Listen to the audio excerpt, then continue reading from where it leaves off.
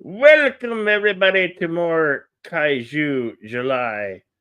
Today's extra dose feature is 1978, 78 or 70, wait, 76, right? 76. Yeah. 76. 1976 King Kong. 49 years ago. Starring Jeff Bridges, Jessica introducing in her very first movie role, Jessica Lange.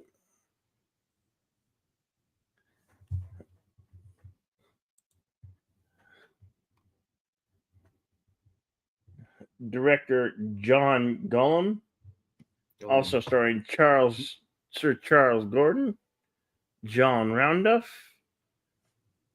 Renee. How do you pronounce? Do you know how to pronounce his name? Renee. Yeah, Odo from Deep Space Nine. Yeah, in a very early film role. Yeah. Julius Harris, Jack O'Halloran. Yep. We got 9 in this, folks. Ed Lauder. Ed Lauder, yeah. And produced by Dino De Laurentiis. I hope I pronounced that right. Mm-hmm. All right, this action adventure sci-fi kaiju from 1976 has a runtime of 2 hours and 15 minutes. Would you like to read the synopsis? Deleted. All right, let me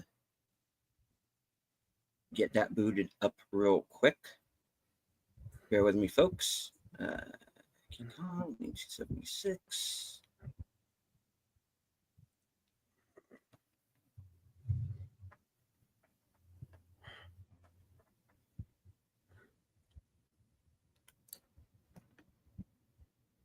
Okay, rated PG, runtime 2 hours and 14 minutes. That is the theatrical edition. There is a longer broadcast television cut. All right. A petroleum exploration expedition comes to an isolated island and encounters a colossal giant gorilla. And of course, before that happens, they have to deal with Prescott, played by Jeff Bridges, who has stowed away on board the vessel. And also along the way, they find a shipwrecked would-be supermodel, and that is played by Jessica Lange. And together they wind up going to the island and encountering one Mr. Senior King Kong. So, yeah, and everything that comes to entail. This was my very first introduction to Kong. I later found the older 1933 Kong after this, but this was my very first one. This actually made me fall in love with Kong, Mm-hmm. And even at the tender age of like 6 years old, I developed a crush on Jessica Lange. I just thought she was so beautiful, so beautiful. She, especially with them round things on her chest. You know what I'm talking about, Curtis? Yeah. This was my first introduction to King Kong as well, and what I remember originally seeing was the poster that is in my avatar and the one it is in the background, and just being trying to take in everything that is taking place in that picture, and being being a kid, as I was a very small child at the time, and seeing on the news whenever they would refer to guerrillas, I didn't understand it. They meant soldiers, the other spelling of guerrillas, which I didn't know. I honestly thought that there were gorillas with guns in certain parts of the world that were, you know, coming to kill you. So I thought this was going to be more of the same. I was a child. I was small. I didn't get it. But yes, yeah. I was very much creeped out, really more by the poster, and then I saw the film and I went, this actually isn't so bad. And you're kind of, by the end of the movie, as you usually are, you're usually on Kong's side by the end of it. And Yeah. this movie is no different. So if you're a fan of King Kong films and you've yet seen this one, you're in for a treat. If you like the original version and if you like the Jackson version, this is kind of the missing link between the two. So, Yep. all right. I do want to remind everyone, of course, that due to YouTube's copyright guidelines, we cannot show you this film live. But if you are joining us live, and hello to Andrea Black, you can join us on Cosme. You can also use your own personal copy. This is mine.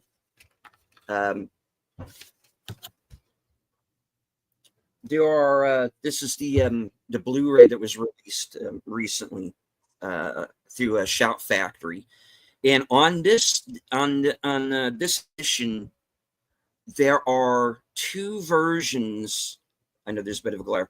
There are two versions of the movie. One of them is the theatrical edit, which we're going to be watching today, and then there was also the extended broadcast cut from television where they showed the movie over 2 nights. So if you get this edition, you can see both versions of the movie. But if you want to get the original theatrical experience, that's the version we're going to be showing to you today. Yeah. So yeah. So if so don't come at us. Please do not come at us later with where's the movie? It's a YouTube thing. Yeah. They would take either the broadcast or make us edit out the parts of the film that we were showing on screen. Yeah. So really the thing that we can suggest would be to take it up with YouTube, and if enough people say something, maybe they'll loosen up on the guidelines a little bit.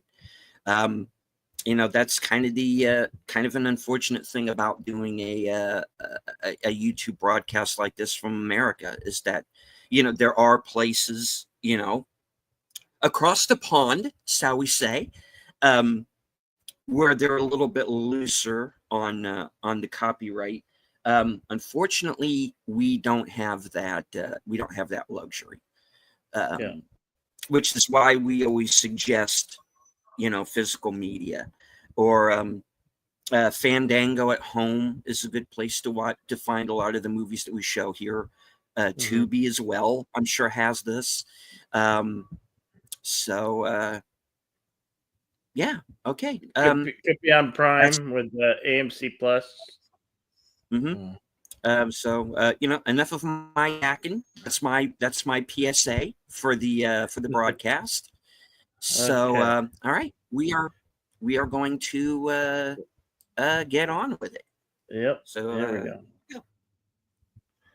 And I love the music. I love the score to this, especially this opening sequence.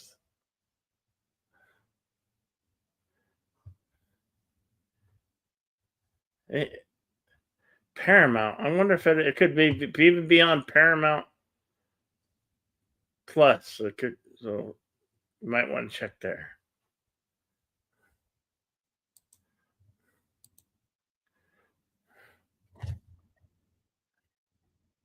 Surabaya, Indonesia.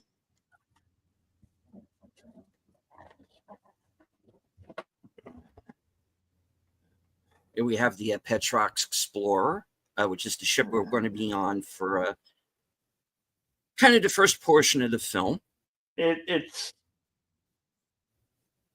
It's not quite an oil tanker, but kind of like an oil tanker, I guess.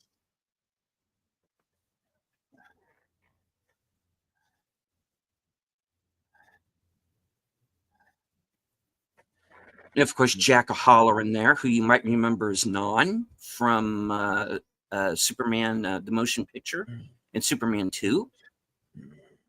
Also, the 1987 Dragnet film. Rene Auberjonois, of course, who was Clayton Endicott on Benson, and was Odo on Star Trek Deep Space Nine. Here he is in an early film role. He was also the original Father Mulcahy in MASH. He was the original film.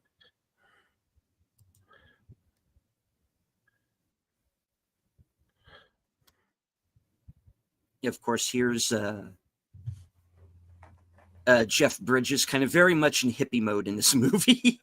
And he is going to stall away on the boat here. And the guy playing the guard here, he did a lot of TV at the time, too. He's a very familiar face. I like how he bribes this guy, acting all drunk and drops his money. He clearly did that on purpose. Like, there's no way he did that on accident.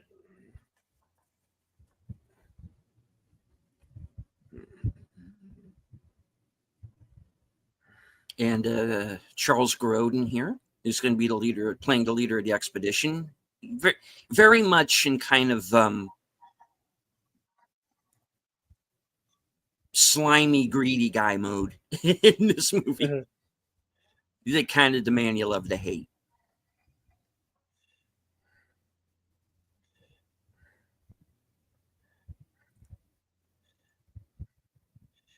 Yes, before he did Beethoven, he did 76 Kong.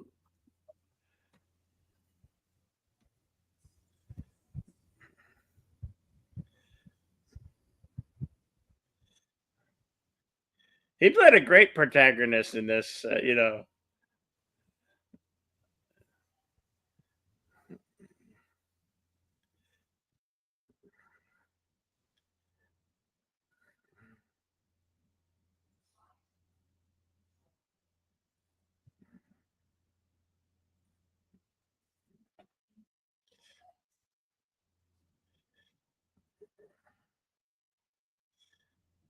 Dino De Laurentiis presents John Guillermin film.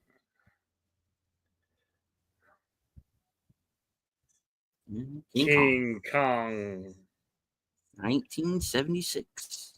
I was 3 years old.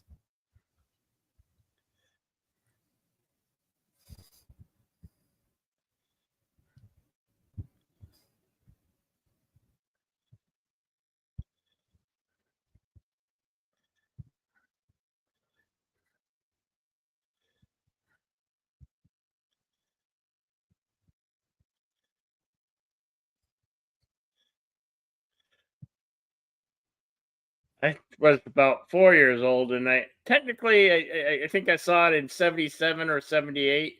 But these, back when films kind of hang around a lot longer in the theaters or would have resurgence in theaters, I don't remember if I saw this in theaters or not. I may very well have. I think I remember begging my uncles to go take me to go see this, and they always did. they were good uncles. Mhm.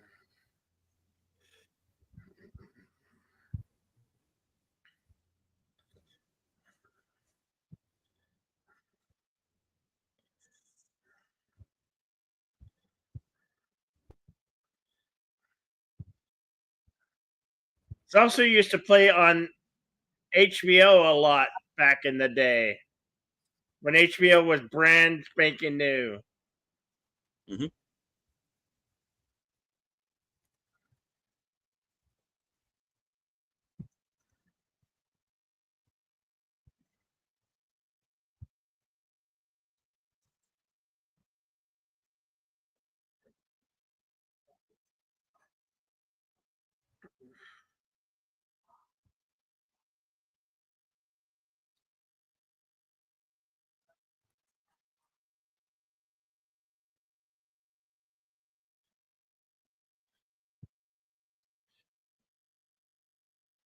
Of course, they have sailed into the storm, and they're getting a mayday from the ship that Jessica Lange's character is on board. Which happens to be some rich person's yacht, Mhm. probably about a 50 or 60 footer yacht, I imagine. Nowadays, nowadays yachts are ridiculously big.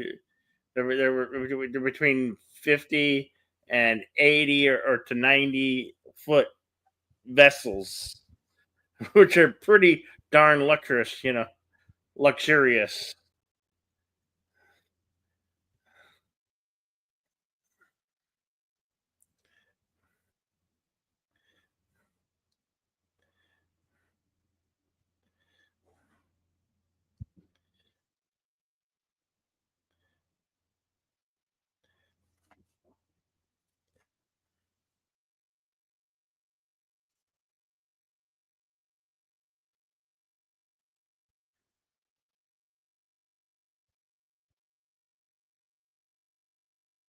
Hail to Words and Pictures, our friend and brother from across the pond.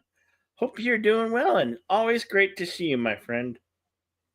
Good to see you. Words and pictures. We are. Let's see. 7 minutes 50 seconds into the theatrical edit of King Kong. Yep.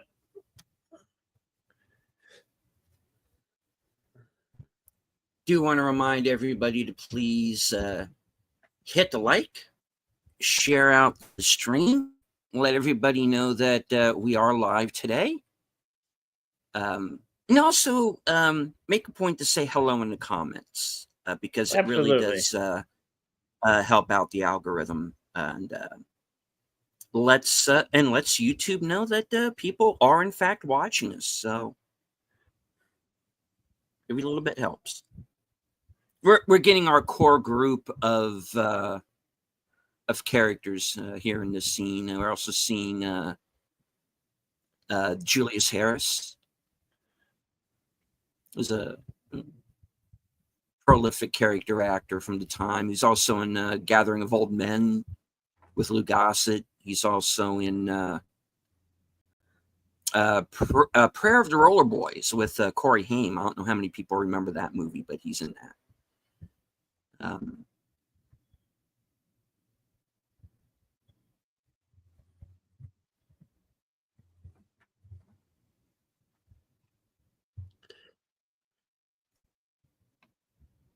Yep, Odo is in the movie there on the right side of the screen there. Words and pictures, yeah.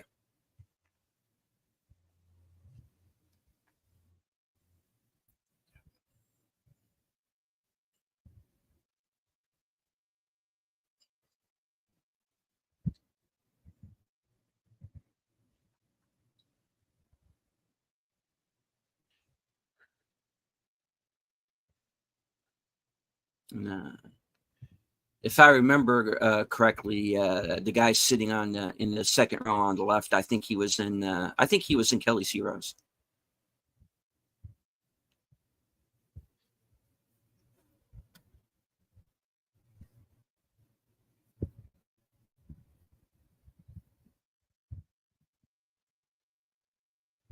Notice how the island is shaped like a skull. Mm-hmm. Hence the the name. Or at least that's how they justify it in Yeah. this version.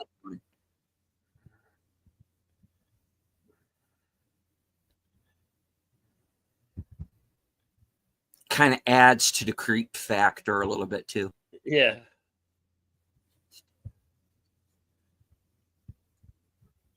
It's like, okay, it's called Skull Island. It's shaped like a skull. Why are we going here, guys? Yeah. I vote we leave. Who votes we leave?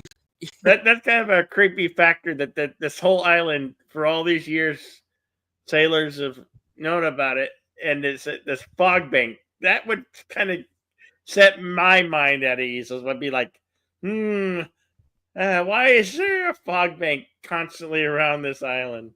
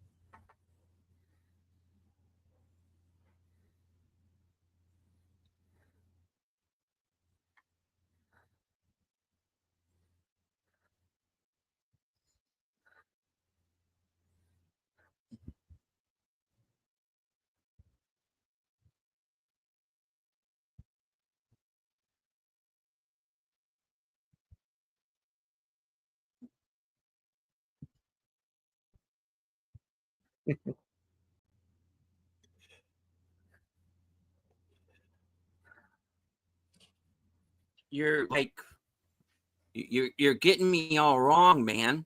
This one here just looks like it needs some water. So.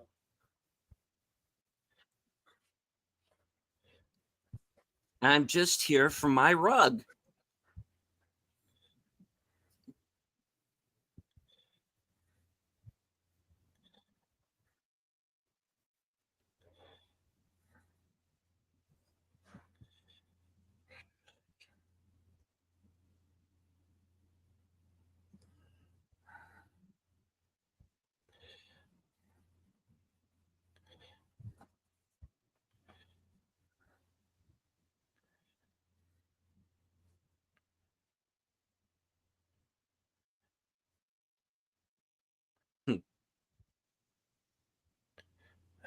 Yeah, Oh, that you just seem means to be right.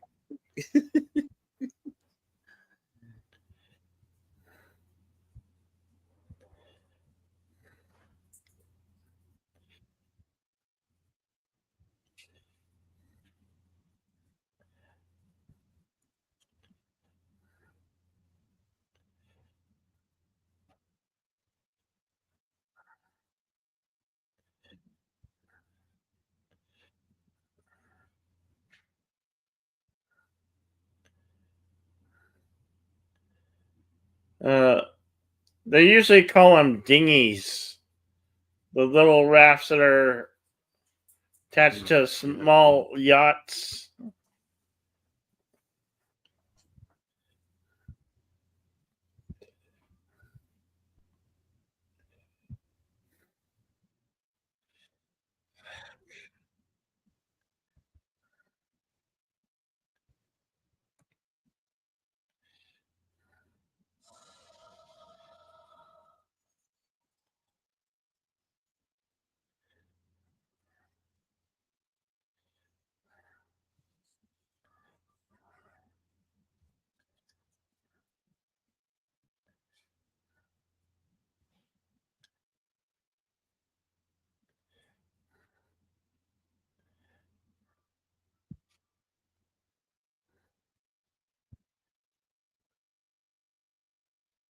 I saw her first. No, I did. No, I did.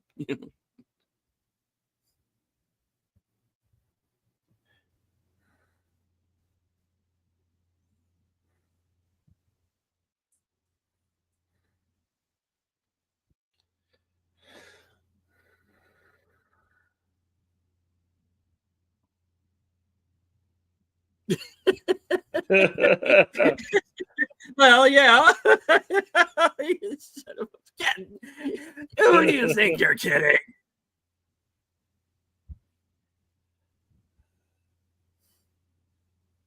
Okay, shove over, kid.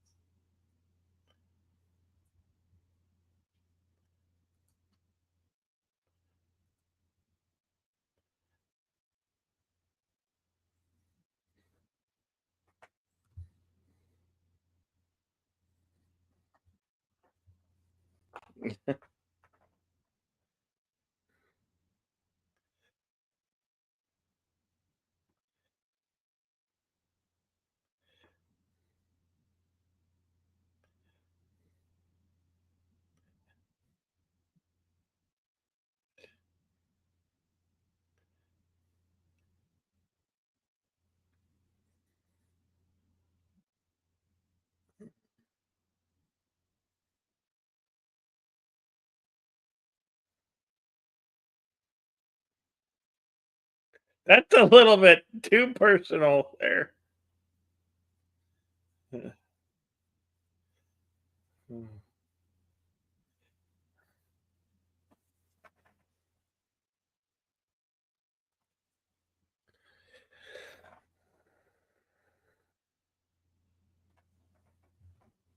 The smelling salt.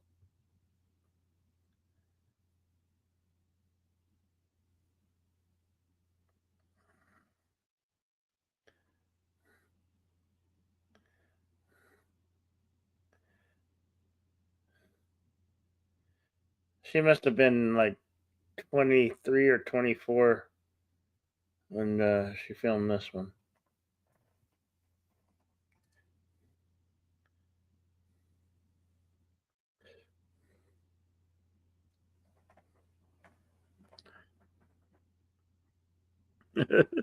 Words, you're a doctor.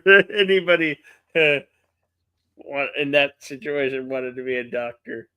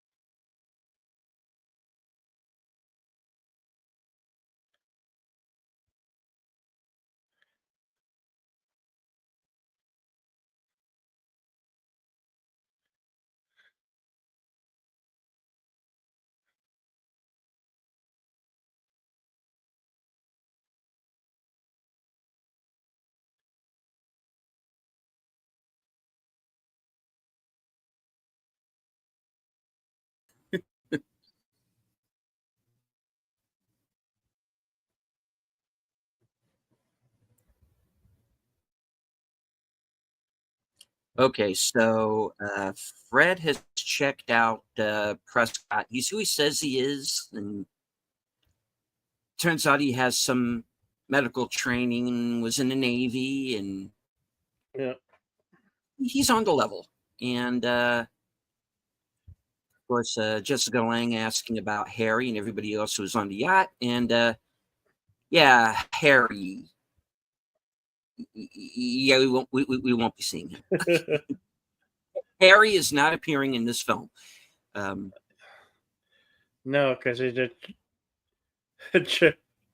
crispy critter Yeah, who sank to the bottom of the South Pacific Ocean. The yacht was on fire. The captain was explaining how that the raft was self-inflating and it shot a flare, and he was swimming towards the flare Hmm. that saved her life.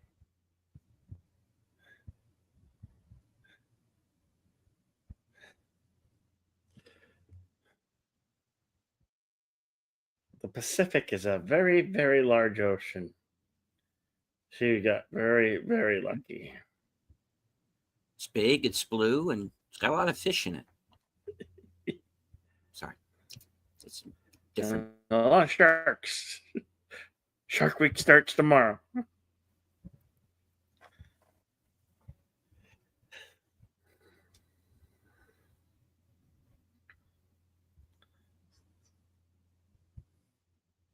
An adult film, no less. That's the implication. Yeah. Yeah.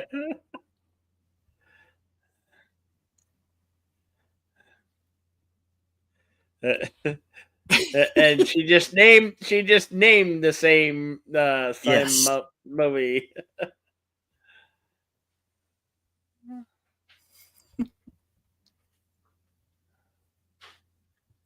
Yeah, the critics really went after her with this movie. They didn't like her performance. I don't think it's so much the performance. I mean, it was her first movie, but you're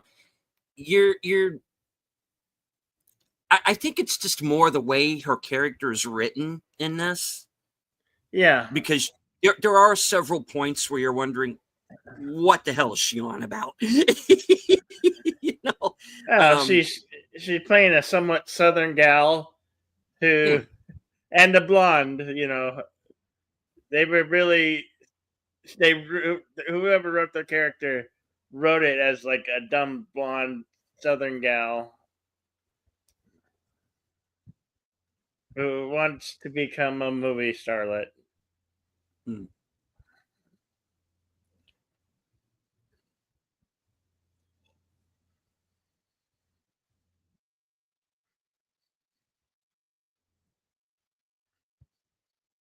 Hi. Hmm. I was saying that she must have been about 23 or 24 when she filmed this.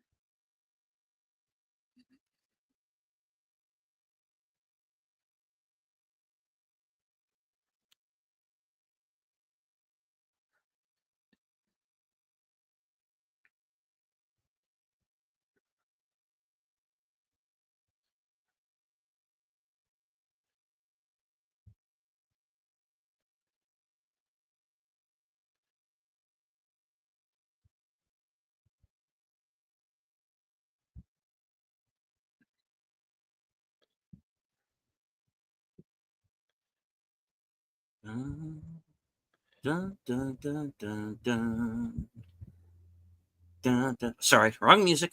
Dun, dun, dun, dun.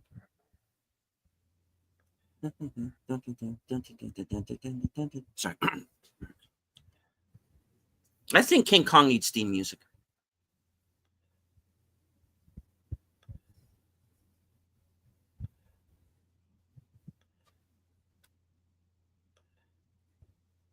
Flock of birds. Flock of birds. Yeah. A little No. bit bigger than a flock of birds. Well, these guys aren't expecting giant gorilla. Yeah, nobody is. Hmm.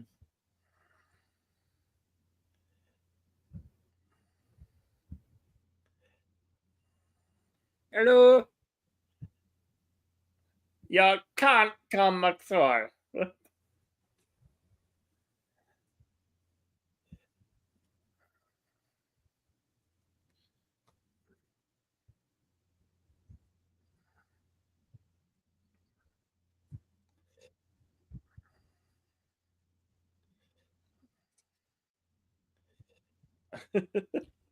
I like that she likes to point that out.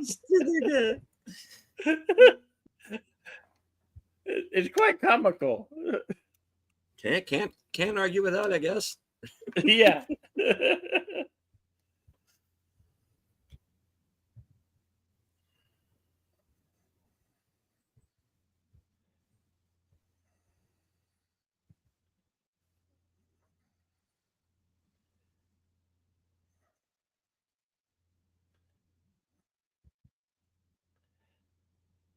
She's got a gas card. It's Petrox. An entire fictitious company that looks a lot like some of the 70s era oil companies.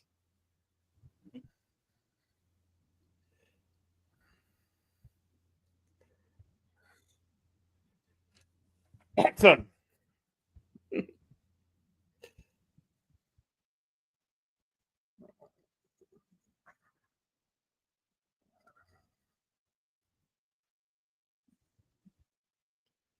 Hello, Lady Miss. Good to see you.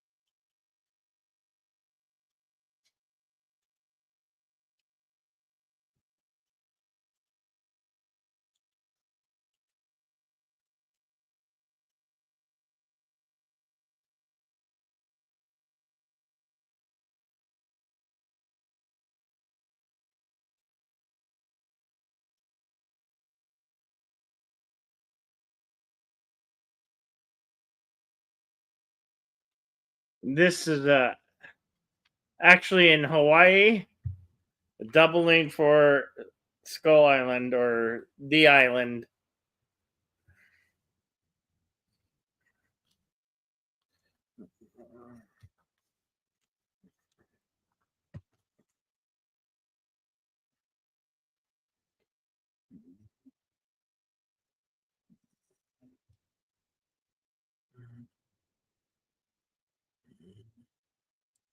Bring the mosquito spray.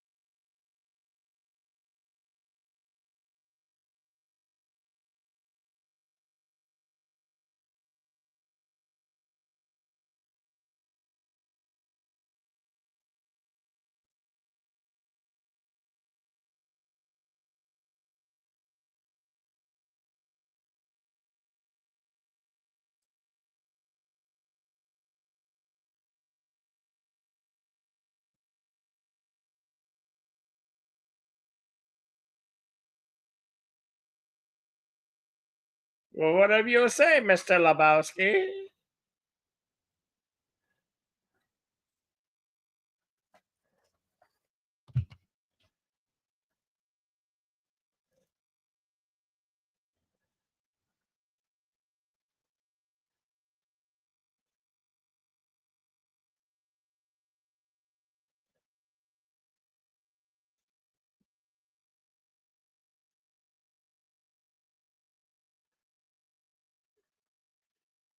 What a beautiful pulled back shot here. This,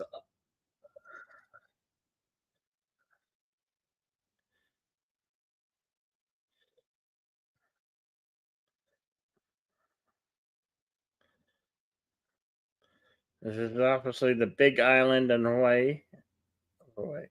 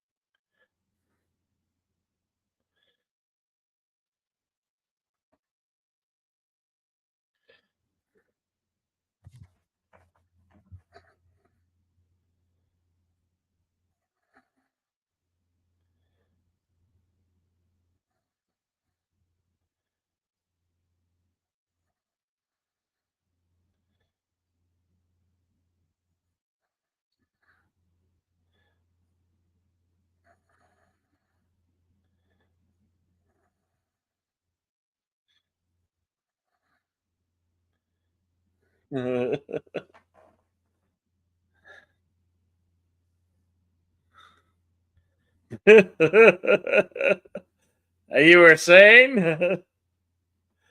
I think there's definitely an indigenous life here on the island.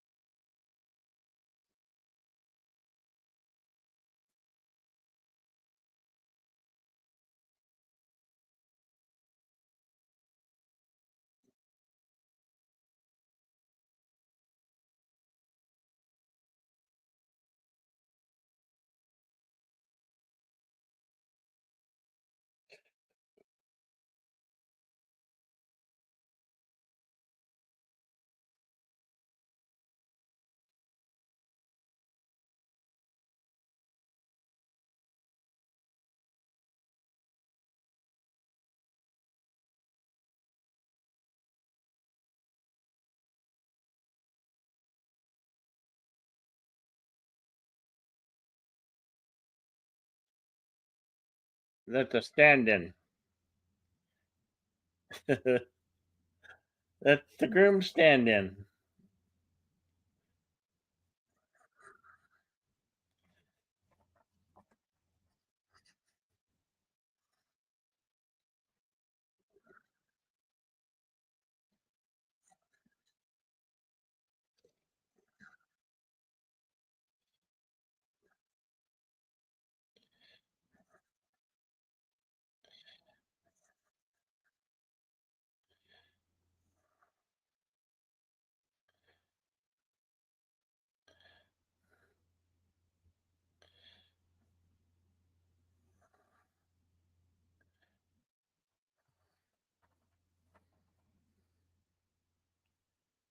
They have been spotted by the locals.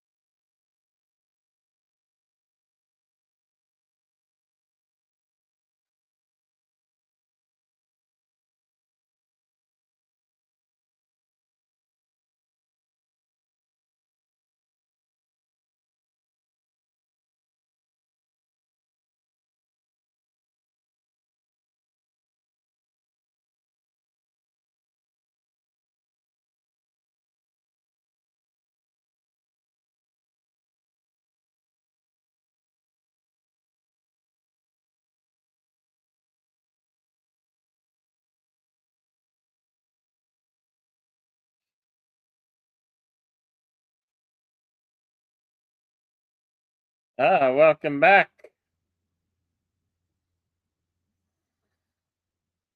All Welcome righty. back to Well, the. thank you. All right. Well, the first meeting did not go well. No. um,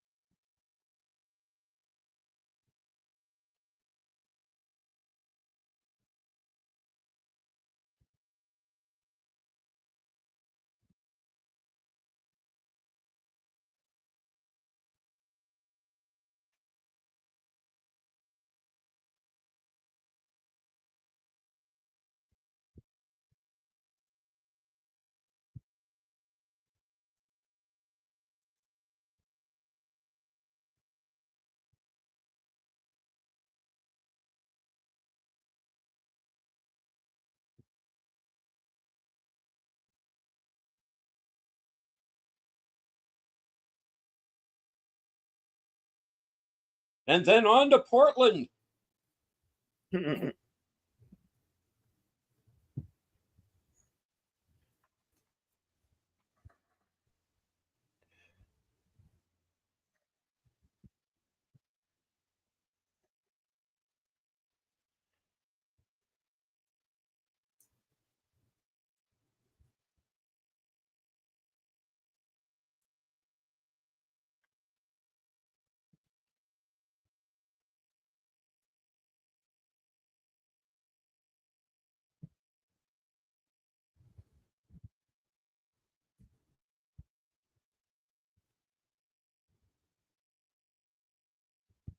This is 70s talk, kids. Just give them a few minutes. It'll be over soon.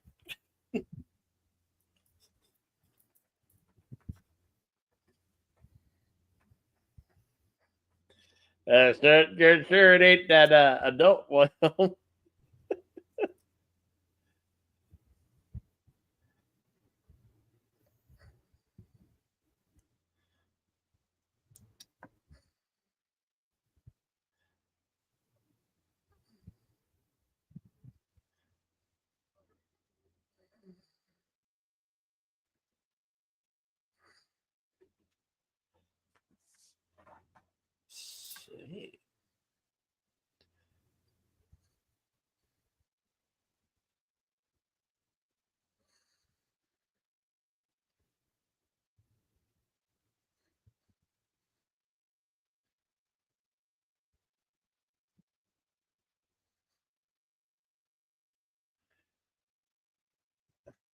What do you think, Curtis?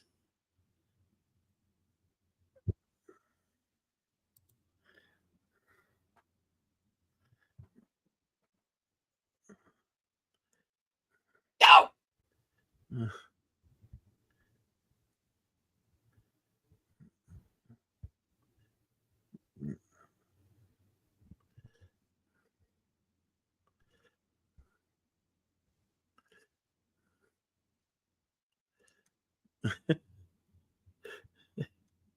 Yes, words and pictures.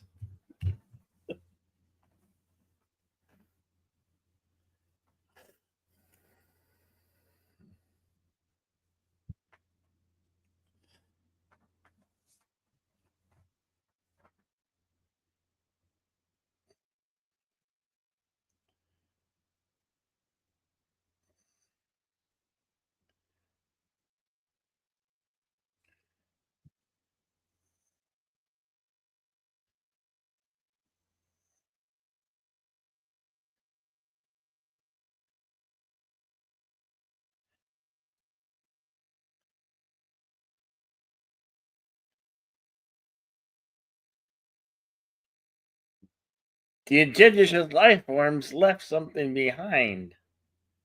Their peculiar jewelry.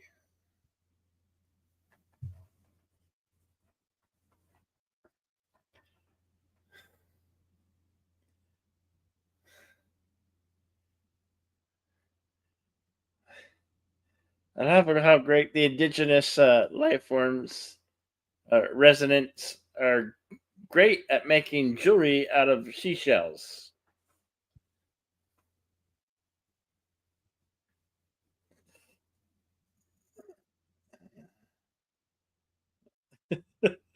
Your next ex-wife, Curtis.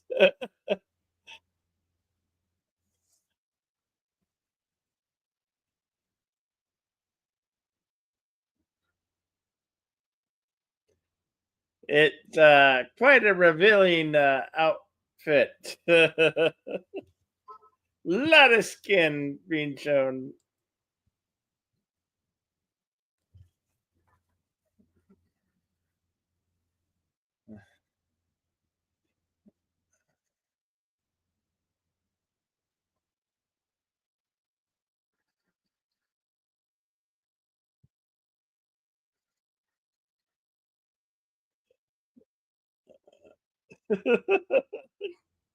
Curtis, nice, nice clip from the 33 Kong.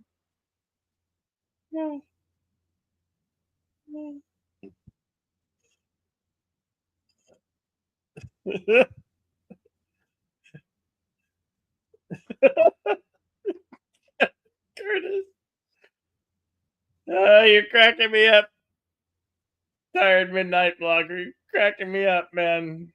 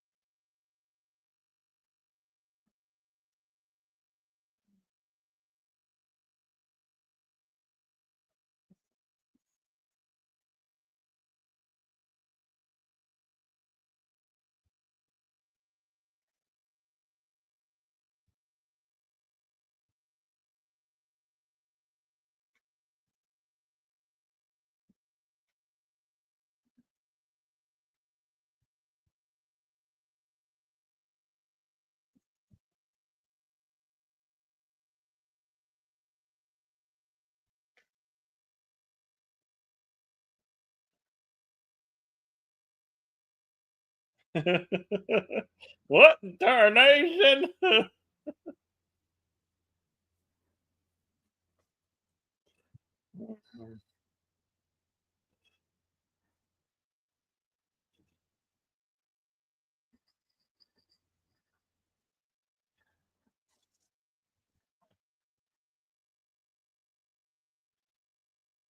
I wonder, did they drug her in some way?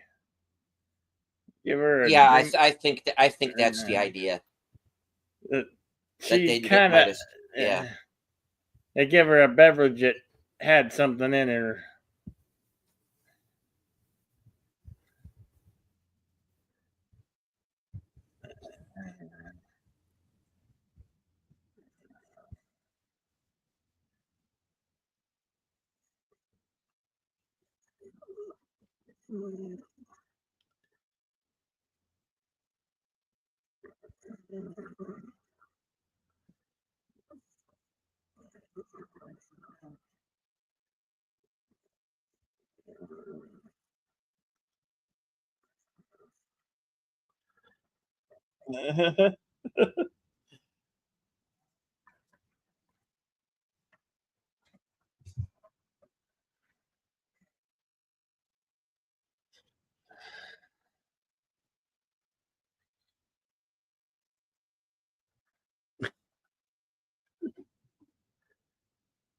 here comes our rescue party.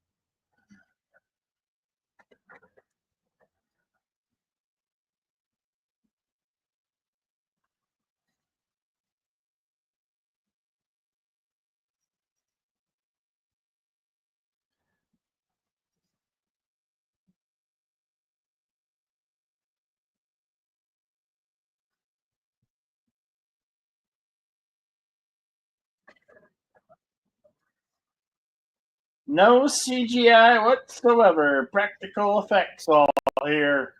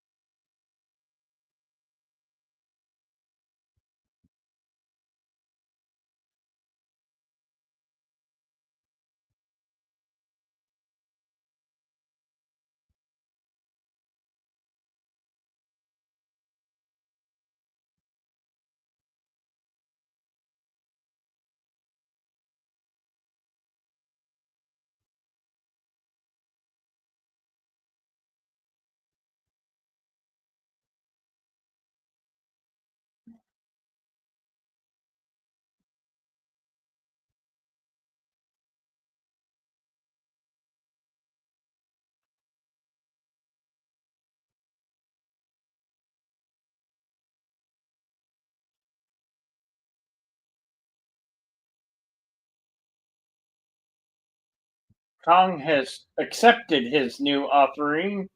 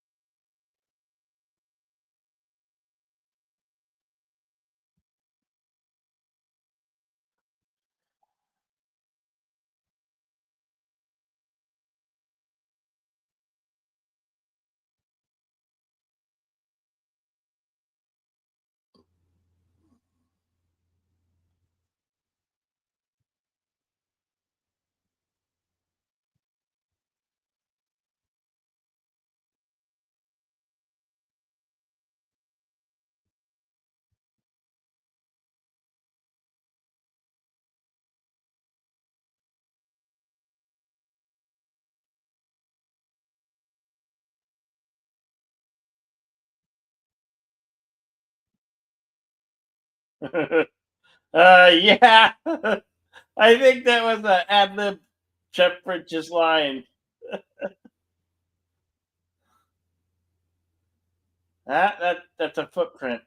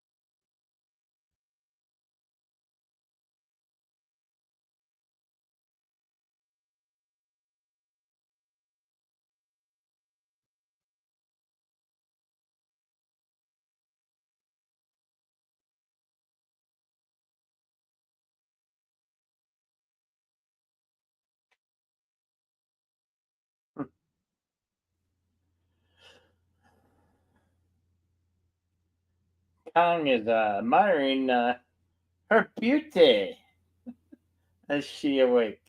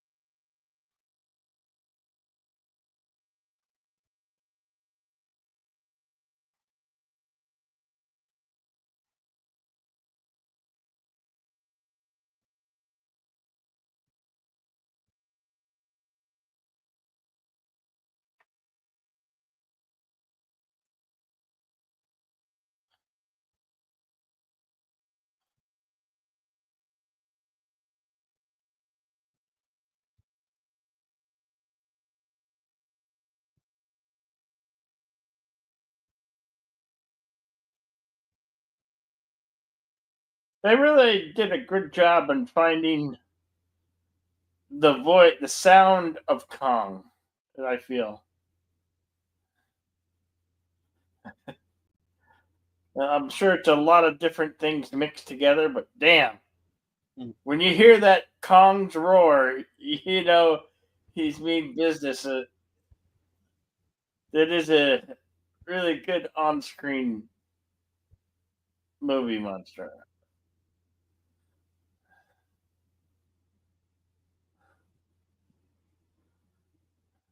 Kong or deleted. What do you think of the Kong's roar?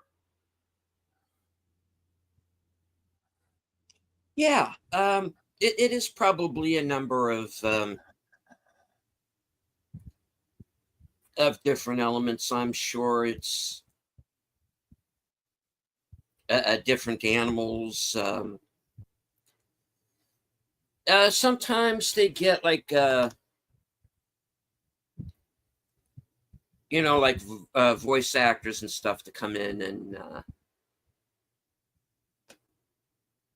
kind of approximate it.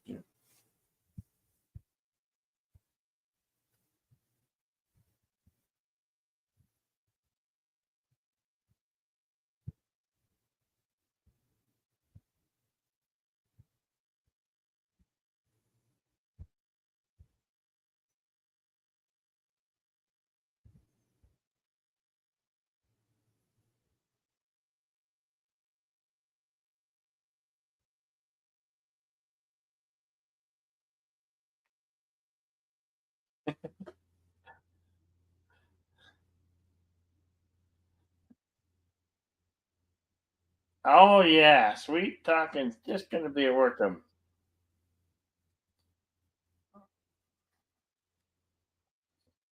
Yeah, you got me. It's real.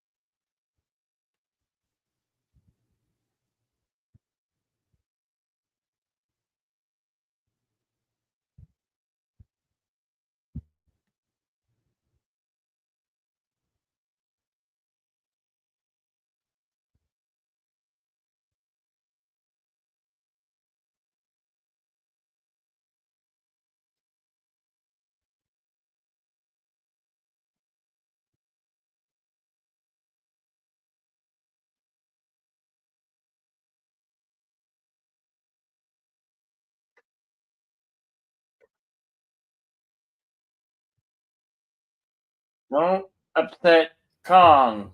Hmm.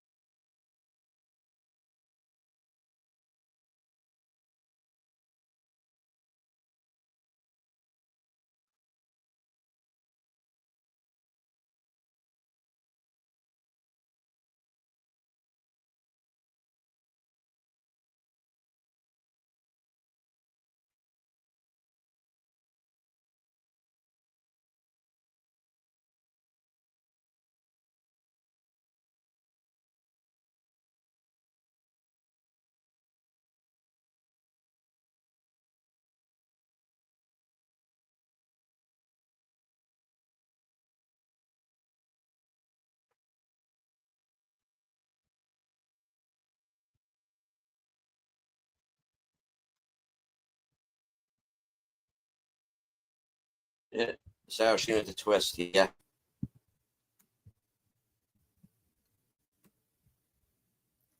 Yeah. Who knew, right?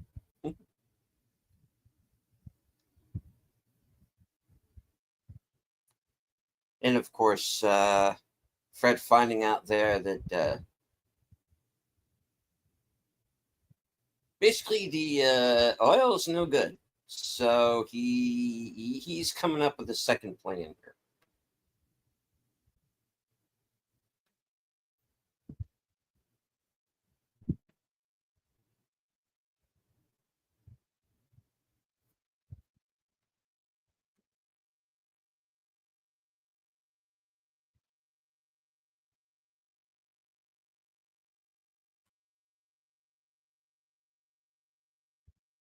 Curtis says, I don't think Jeff Bridges ever aged till about 2000.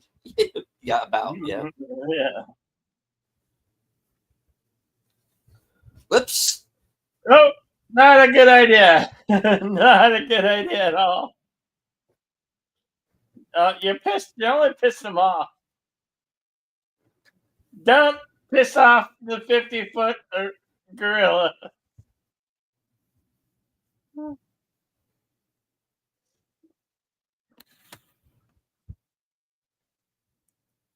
Whoops.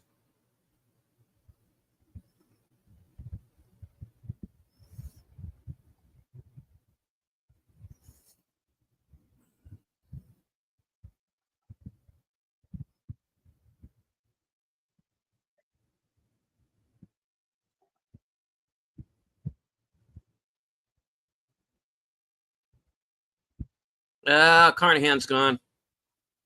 Damn it.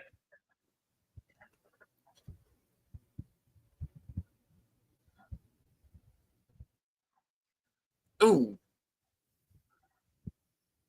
Well, that was a close one.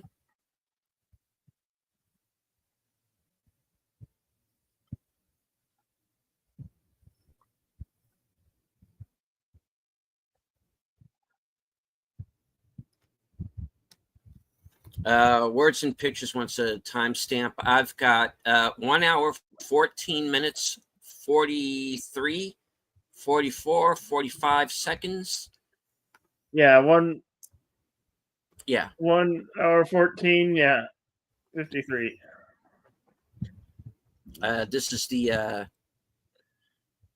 infamous Gord scene. And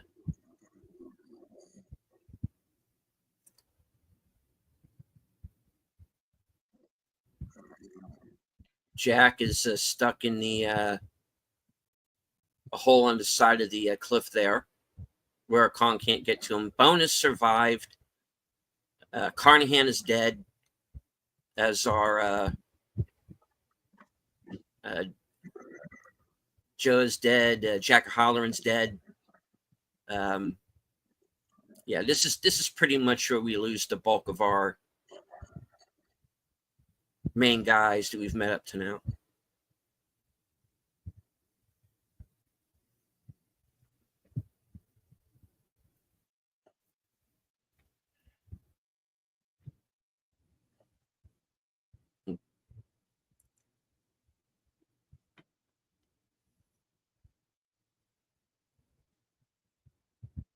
Yeah, no problem. Words and Pictures. It's all good. We got you. Yeah.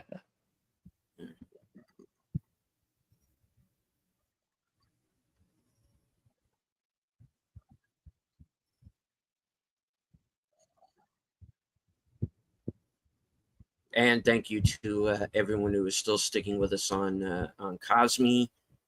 I had to switch off because I kept losing StreamYard. But like I said, I have my own copy, so I am following. I am synced up. And of course, here's the Petrox plane who's dropping off supplies in the water here.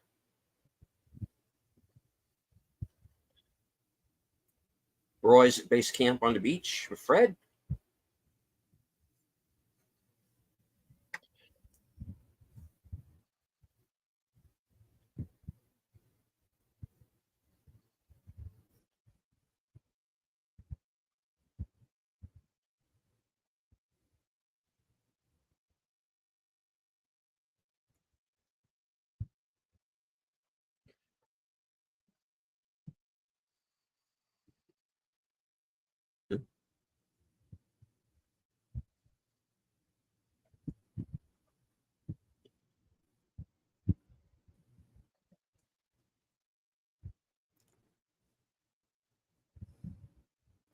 I like how Roy's just kind of on that line of being just as smarmy as Wilson, but yet at the same time, kind of the voice of reason. Yeah.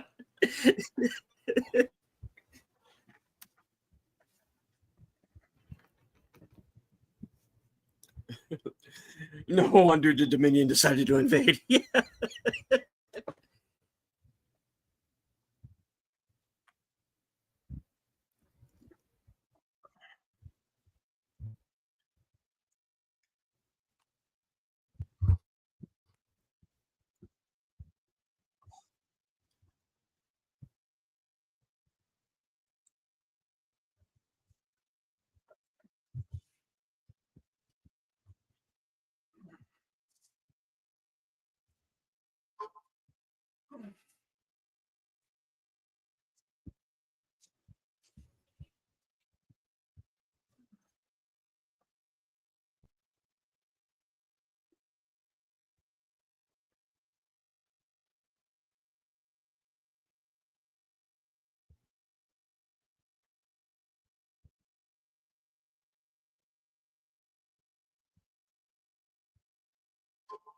Mhm.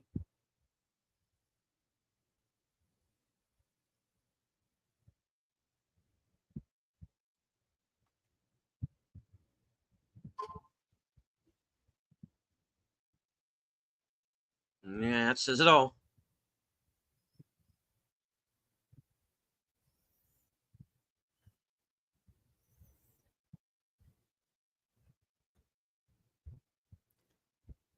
Engineers only improvement renovating the walls to bulldozer.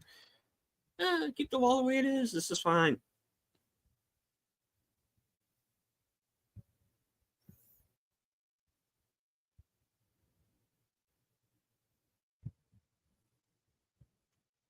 Dude, stop it. You're being creepy.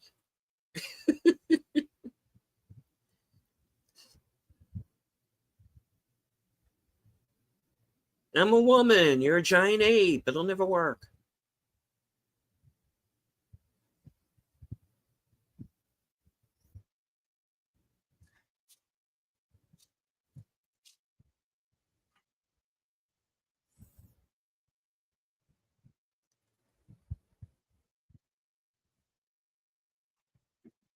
Of course, that's going to be important later.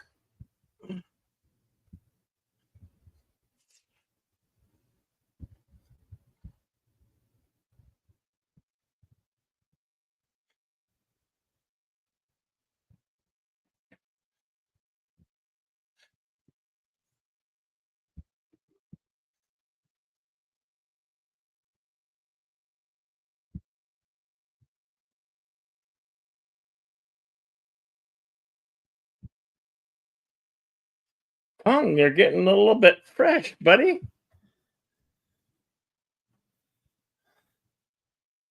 Ah.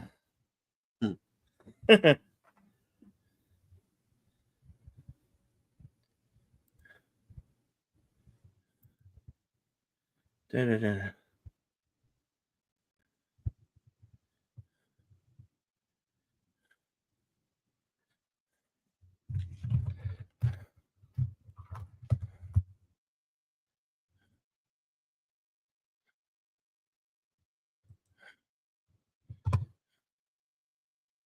Oh, man.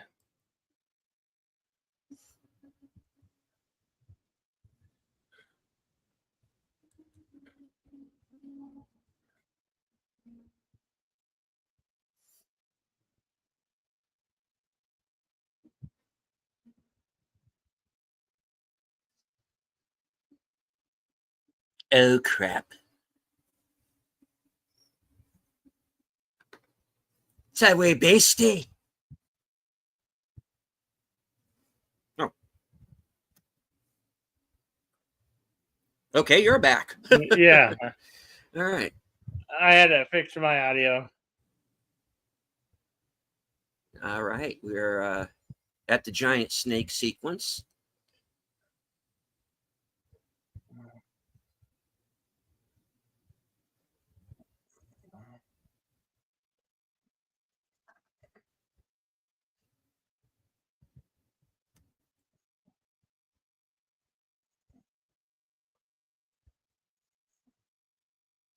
Yes, well, you can say it.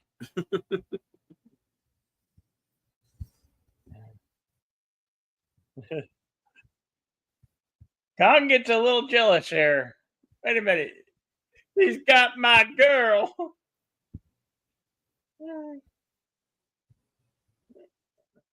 Yeah, she blocked me, a darn dude. Whoops. Oh, there you go.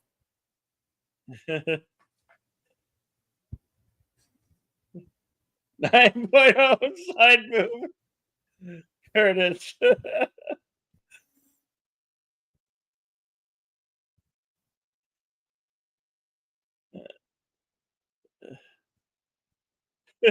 Giveaway. I suppose you could, Curtis.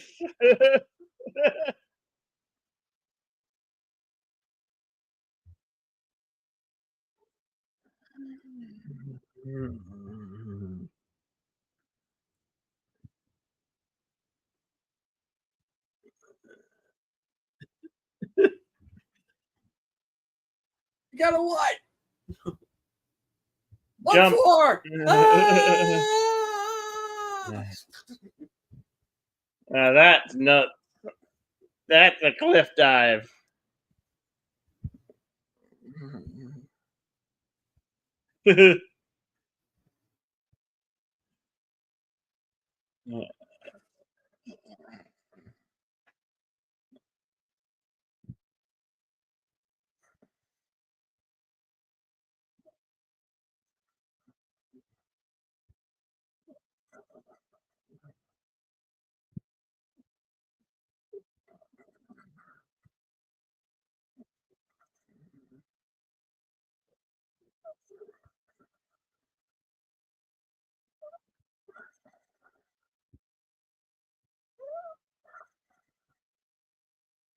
Like they made one giant monkey trap.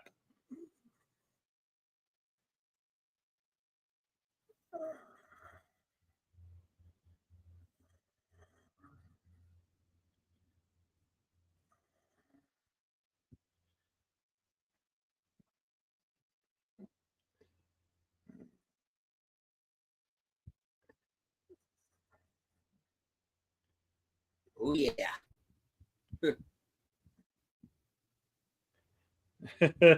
We'll pull back the bolt halfway.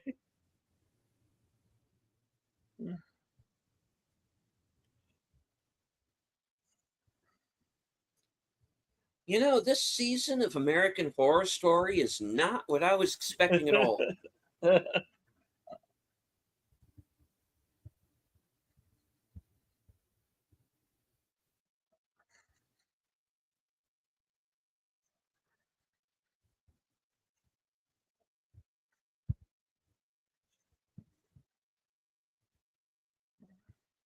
It just occurred to me the captain is Clark Griswold's father Yeah. in Christmas Vacation. Another classic. Please help me.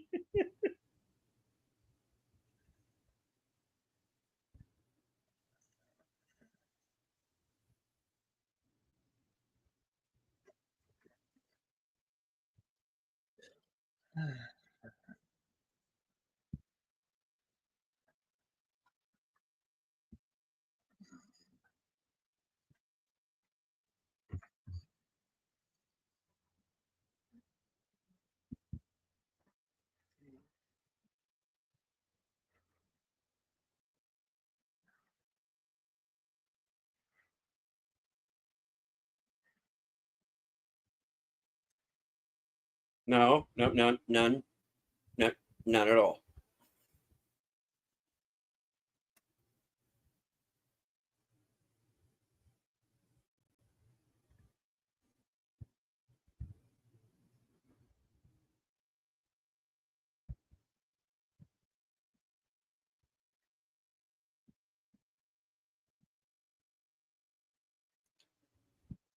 Oh my God! It's the guy in a monkey suit. Run!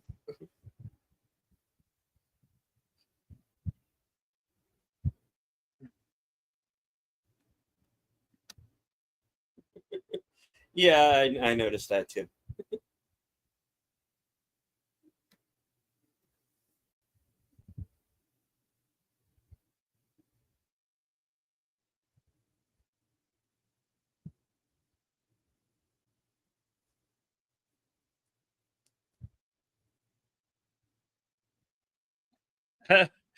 I'm going with the villagers were right to make the wall.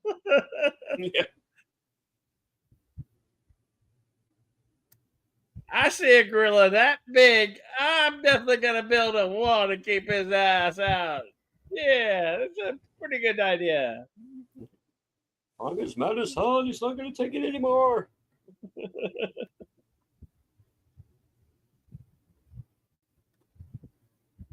Yeah, I think that's true too.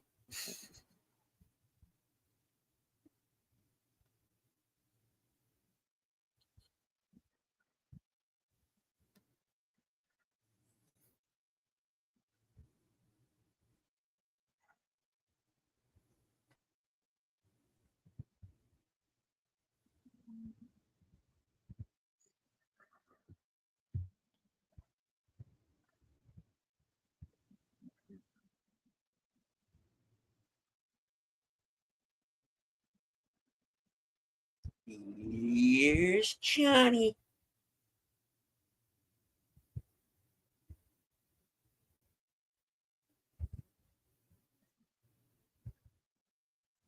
What? Oh, come on. It digs a hole here.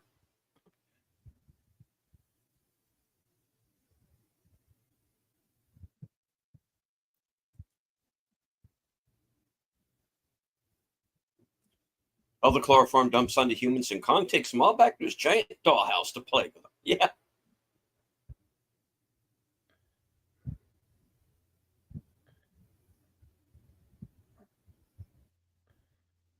Oh, great. And where were you guys? Thanks for the warning, you jerks. I really love this scene here. The Kong's about to be zonked out here, but he's moving his arm about.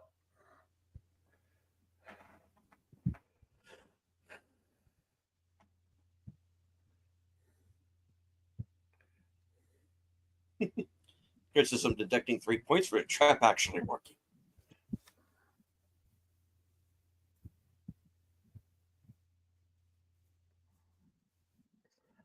Now, how the hell did they get it onto the boat? Get it from there Yeah, to the sea? Yeah, we don't see that. Yeah. Obviously, we've got a time cut we're dealing with here. So I wonder if the original shot a scene to explain all that. I wonder. Did it make the cutting rooms? Did it make a deleted scene? well, as we said earlier, there is a longer version of this film. So I got to think that perhaps that may have been part of it.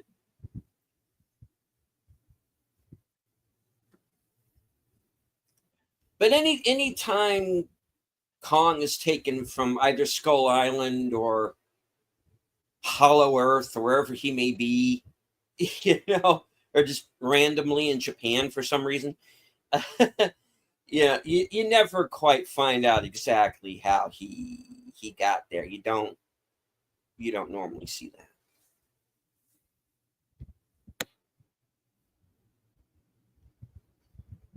Because that would have been one hell of a thing to get it from the pit that they made, the trap that they made, to the boat.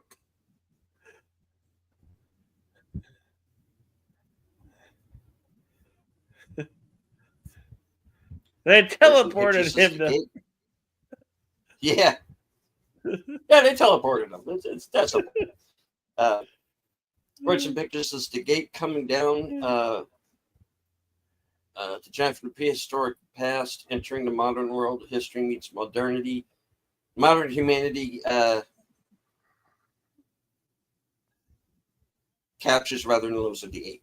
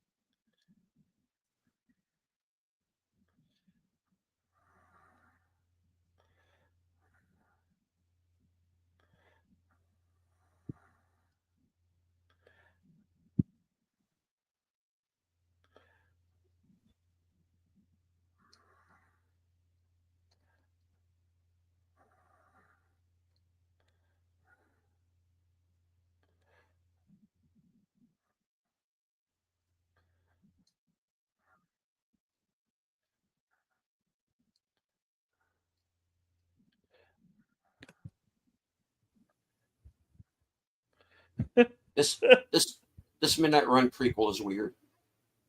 Yeah.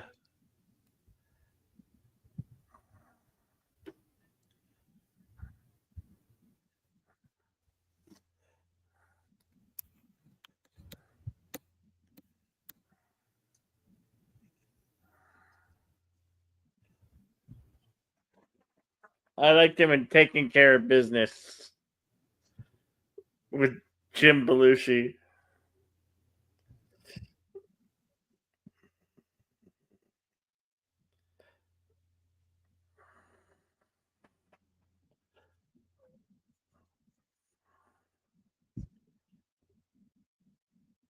Look, to be honest, pal, it's not that difficult. Yeah.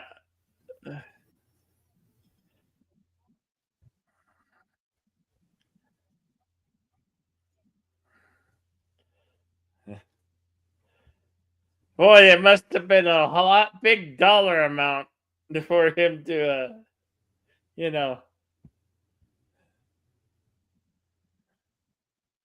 everybody's got a price, right? That's what they say.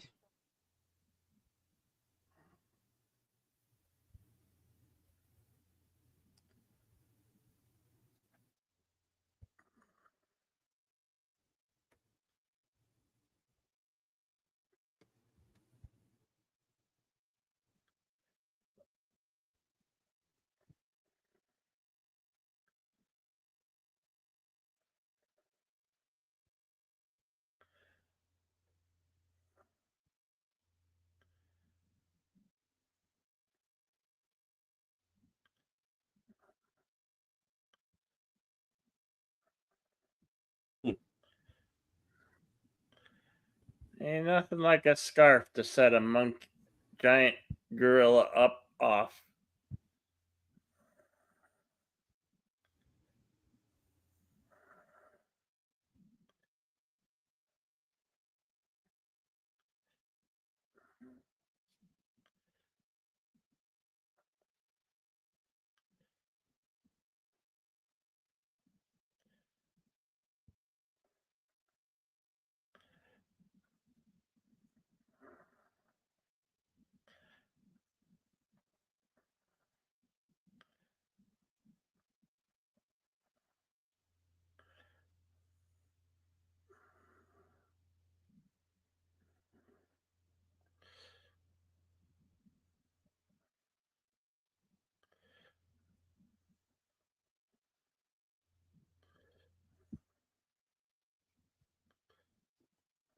I'm not losing you to a giant ape.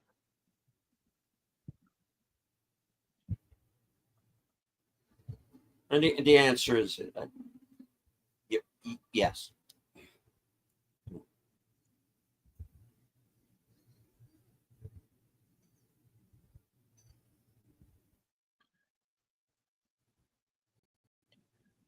Well, I hope that wasn't anything important.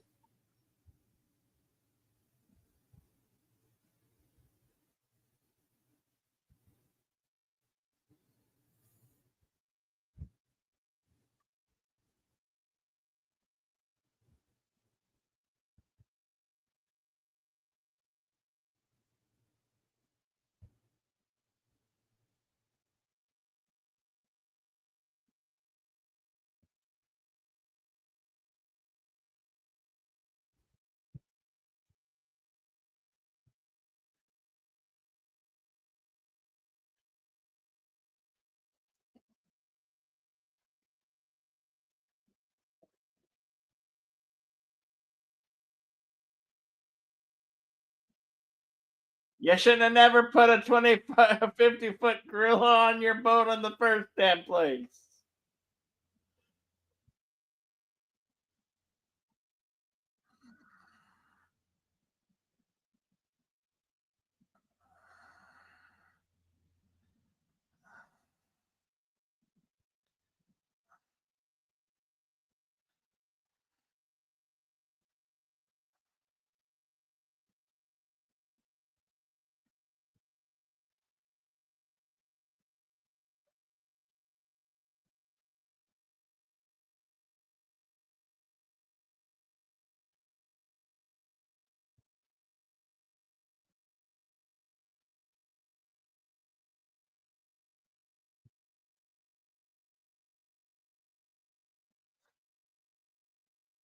Yeah, already heard him by taking him away from his home.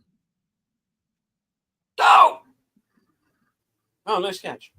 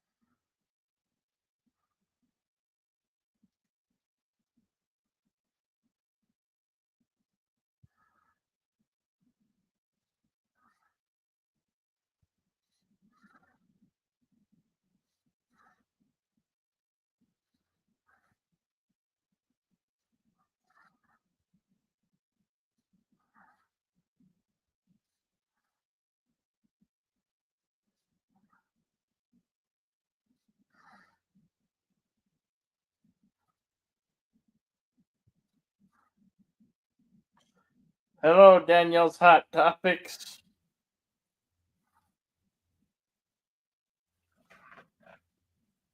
We are an hour and 40 minutes and 45 seconds.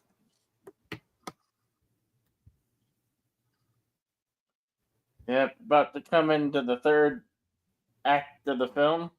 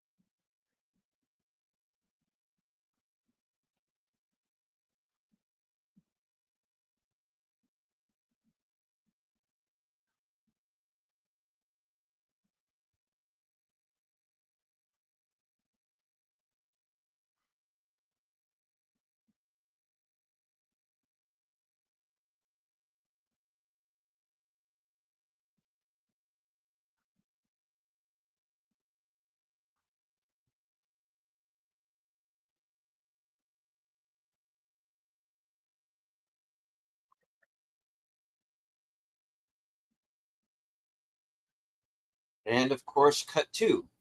New York, 4th of July weekend.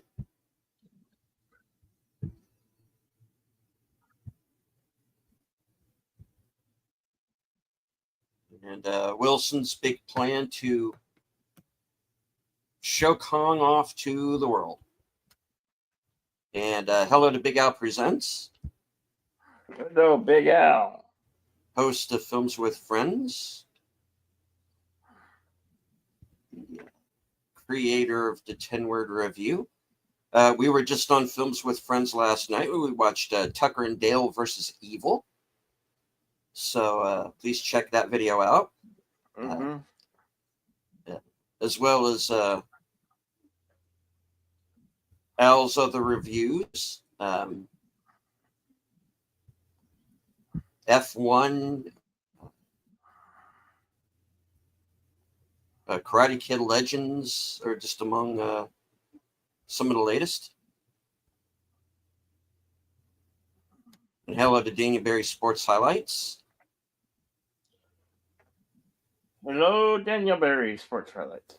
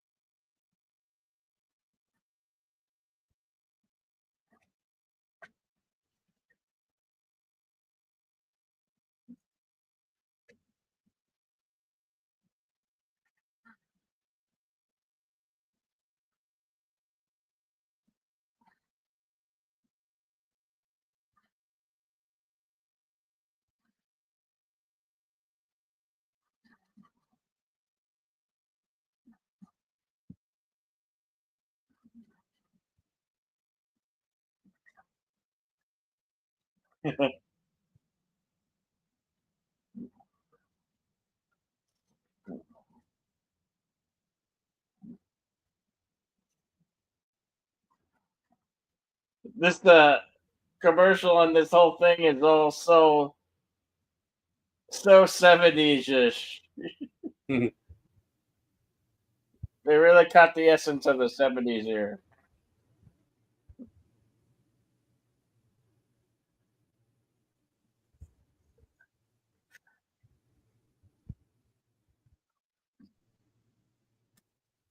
That's kind of the point, Curtis.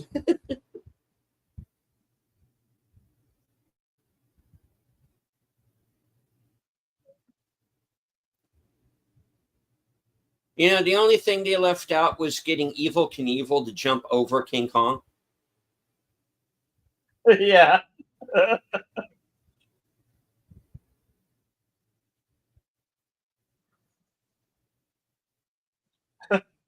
Bring out a giant pump. A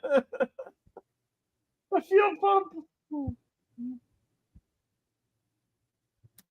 Curtis says before Phantom of the Opera, this is what was considered entertainment.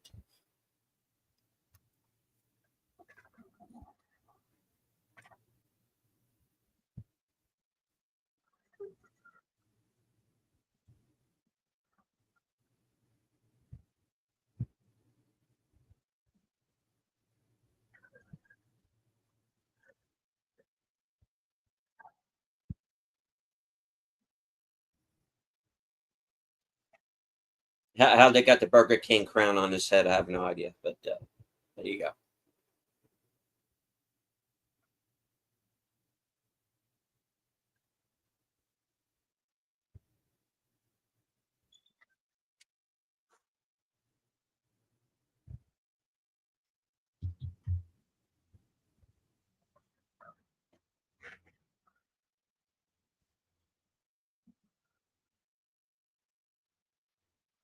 Oh, poopy.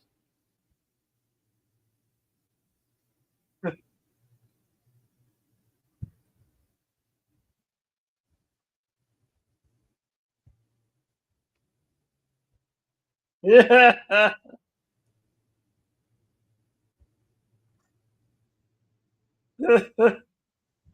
Yeah. You Yeah. were saying it destroys us Play-Doh. like it's tissue paper.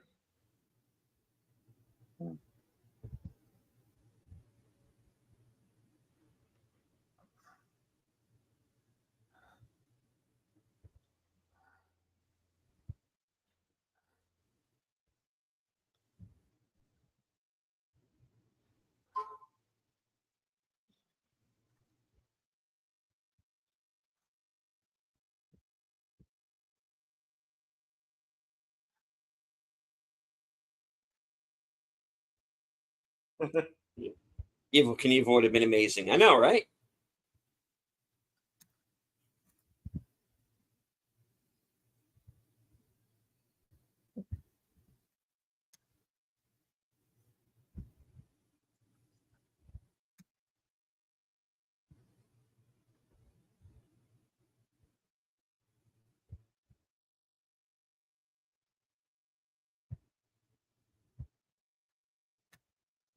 I think the presentation's going well, don't you?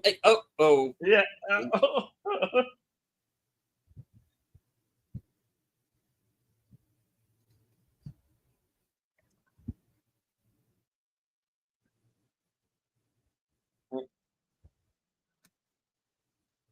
It's all part of the act.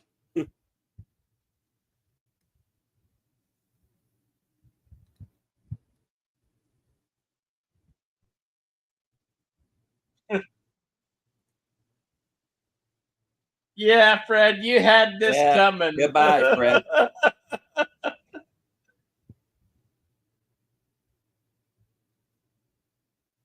No more Fred.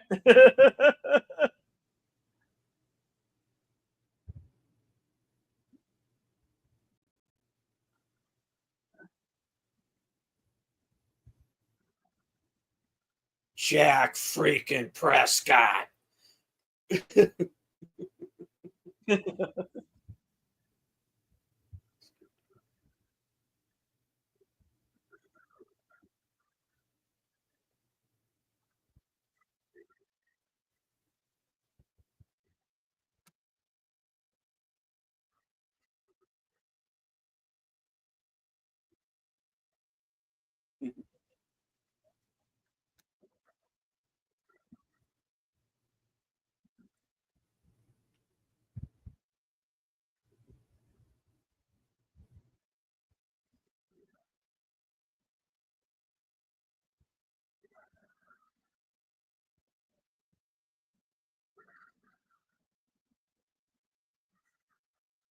This version of the Warriors is weird.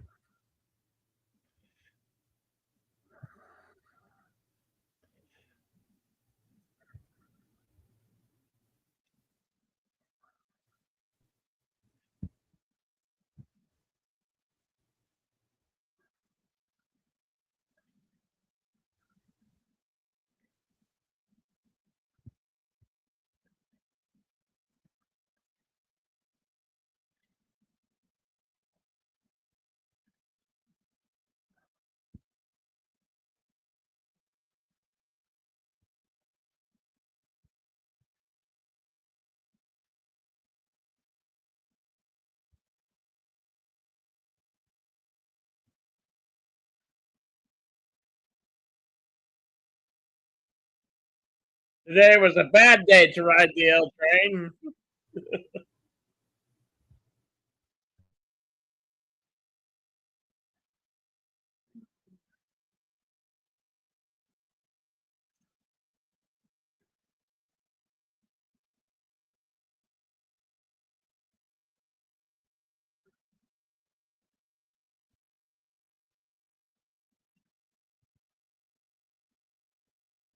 Wait, that ain't her. It tosses her to the ground.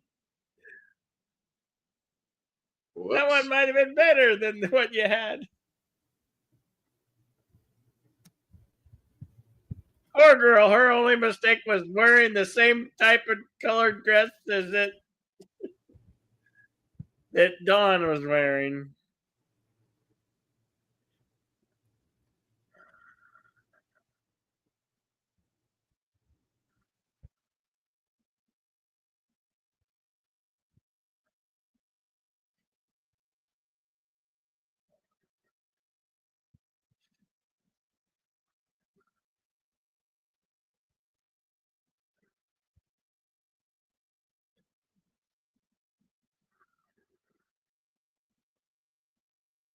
You must. You must escape the Bronx.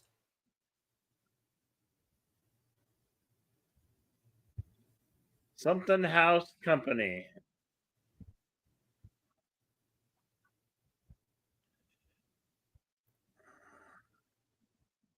Did the girl survive the one that Kong flung away? Probably not. Virgin Pictures says this got out of a 1966 MGB GT. This car was looking down, had to up. It's a lovely car. The 70s Army's couldn't fight Iran, let alone Kong. Yeah, well. Yeah.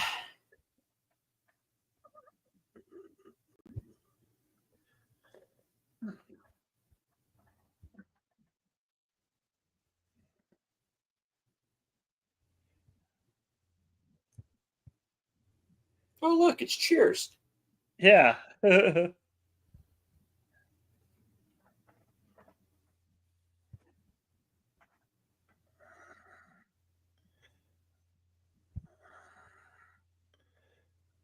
Norm! in only in New York.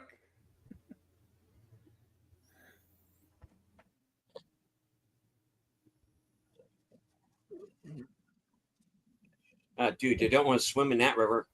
Gorilla in the Hudson.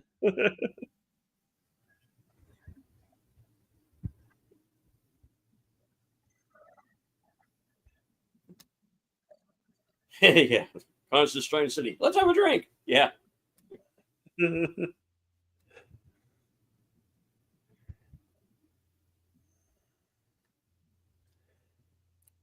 Like, yeah, here to the film's end. Don't forget to tip your waitress.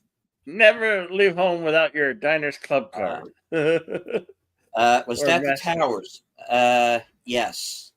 Yeah, Yes. that's the World Trade Center towers. Yeah.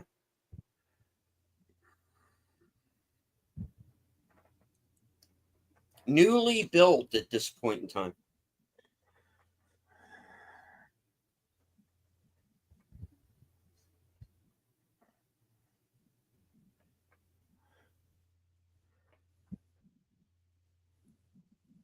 Sometimes you want to go where everybody knows your name.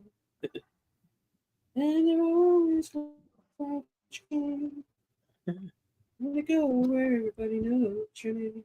Da-da-da-da-da. All right, back with comedic homeless. And then Godzilla. I don't think they have any homeless people in this that I remember.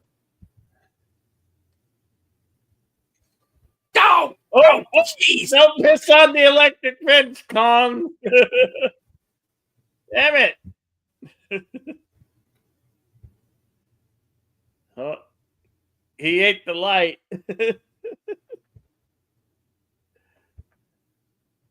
Somebody tell your 50-foot monkey, don't piss on the electric fence. And he says, back in 1976, saw the kids who were playing Atari. Eh? Some of us still are. Do you think Godzilla or a version of Godzilla exists in this universe? Maybe.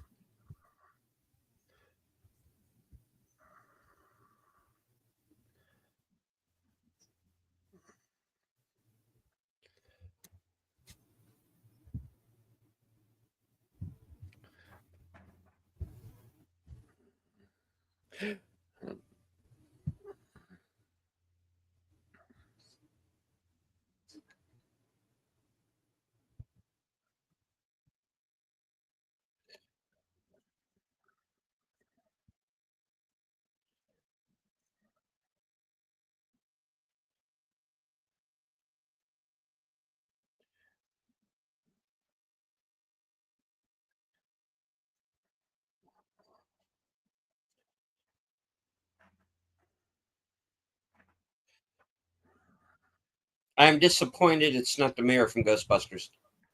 Yeah.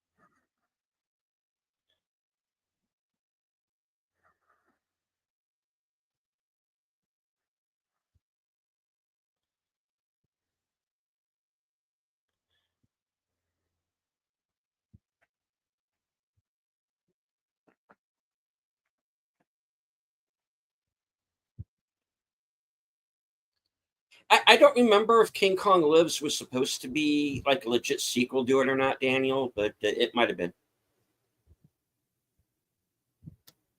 Don't believe when the mayor's lying. Yeah.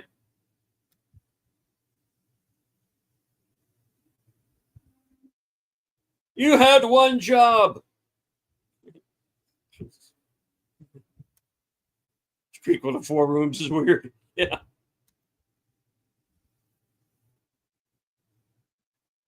How do you do that? Brown is fast.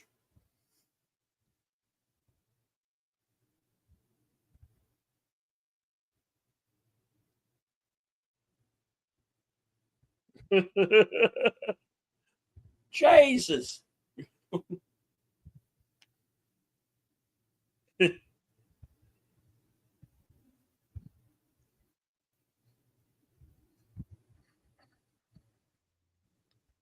42nd Street? Yay. Hey. Oh, wait.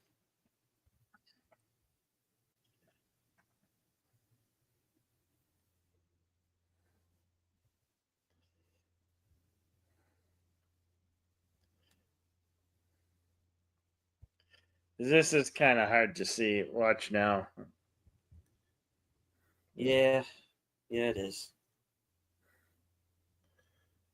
A monument of how what it was once was.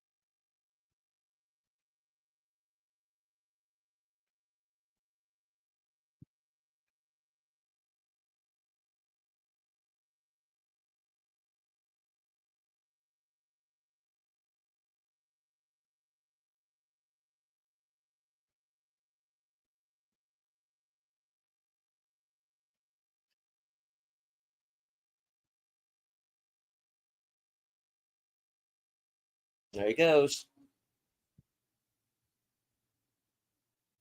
Oh, okay.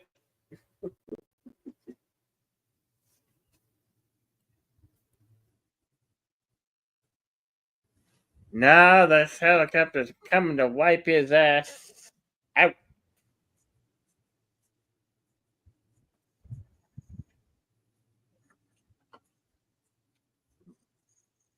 I refuse to believe there was nobody in here, even at night.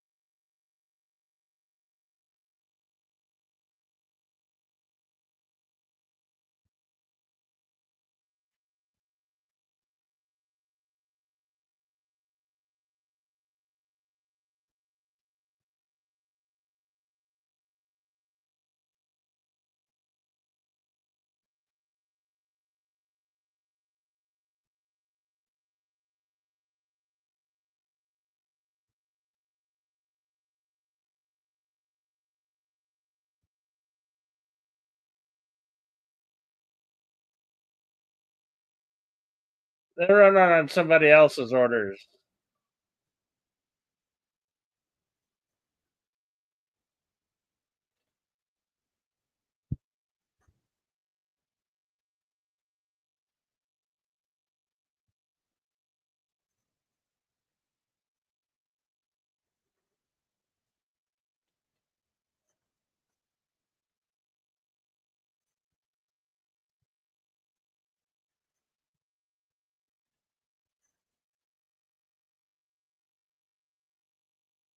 Here, put them back.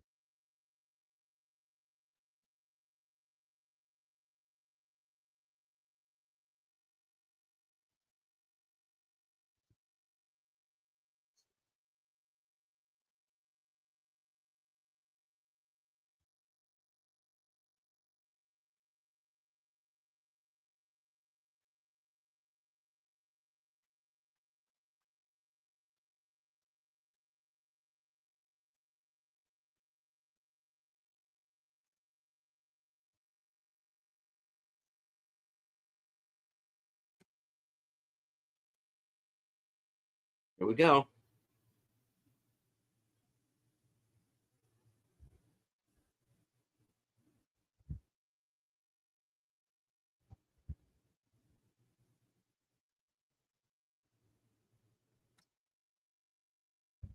Still, the military response has been more effective than that in real life at the time.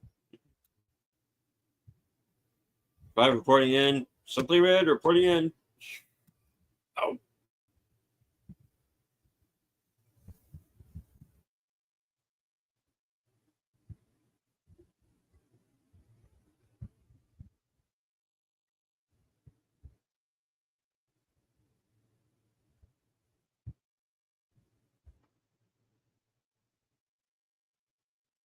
one down. Red Buttons reporting in. Hello, Mark Harkness.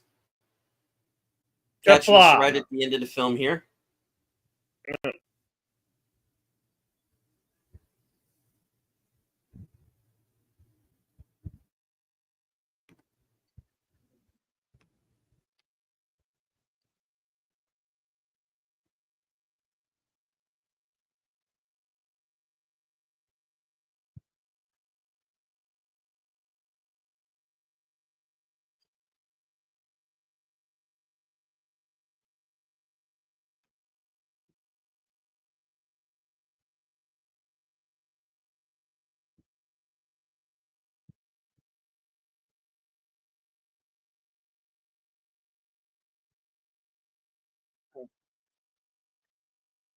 It's 2.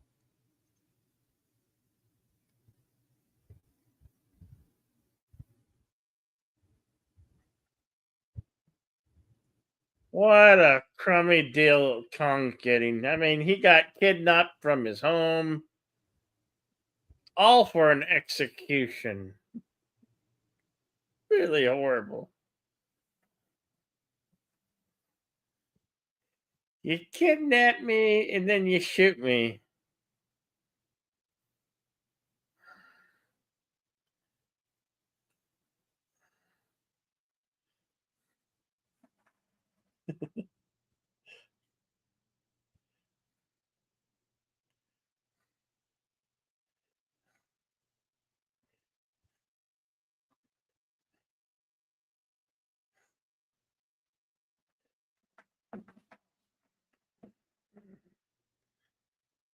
And there he goes.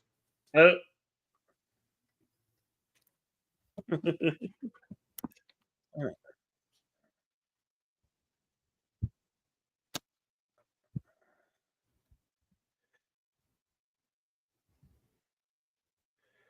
That's what I don't like the most, that they had to put the heartburn and then people crawling all over him.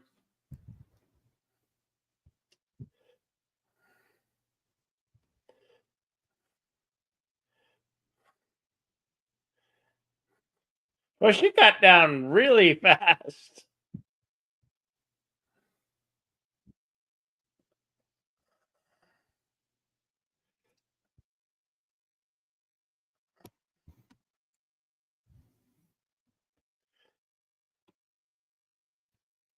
Too soon.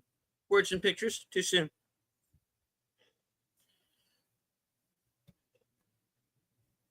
Worst possible fate to be resurrected, and even worse movie years later. Dana says, I just found King Kong Lives. It's on YouTube. Yep. So this is seen at the beginning of the movie. Kong climbing the Empire State Building and being shot down.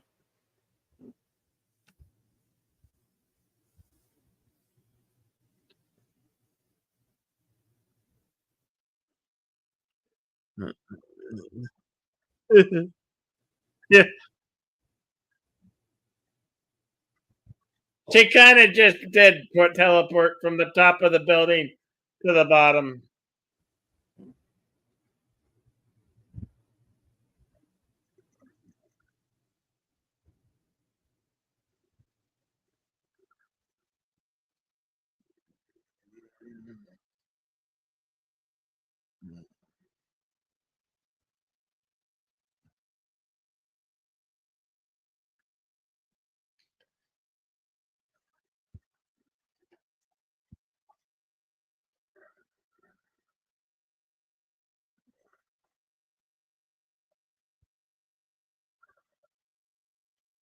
Sleazy governor of New York. Mayor of New York, sorry. They had a deal, you prank.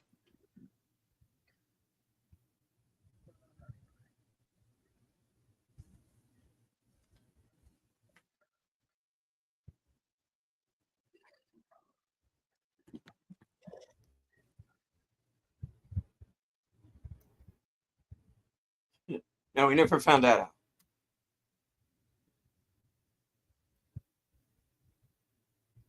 She could teleport.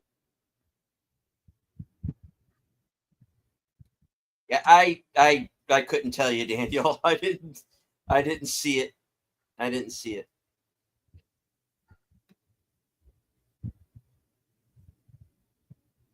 Rick Baker, who went on to get an Academy Award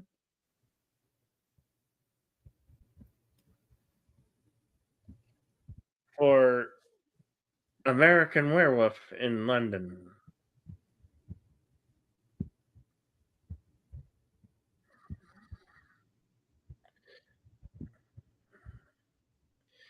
And that was Dino Laurentiis, King Kong. You may consult the scrolls. All right. King Kong was released December 17th of 1976. Estimated budget 24 million, going on to gross 53 million worldwide.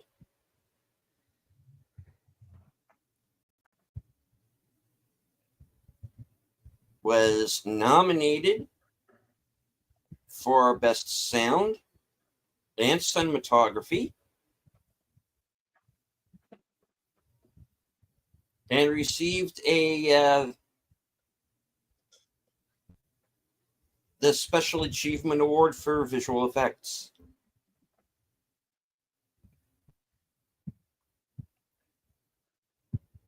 Also won the Academy of Science Fiction, Fantasy, and Horror Films Award. Was nominated at the BAFTAs for production design.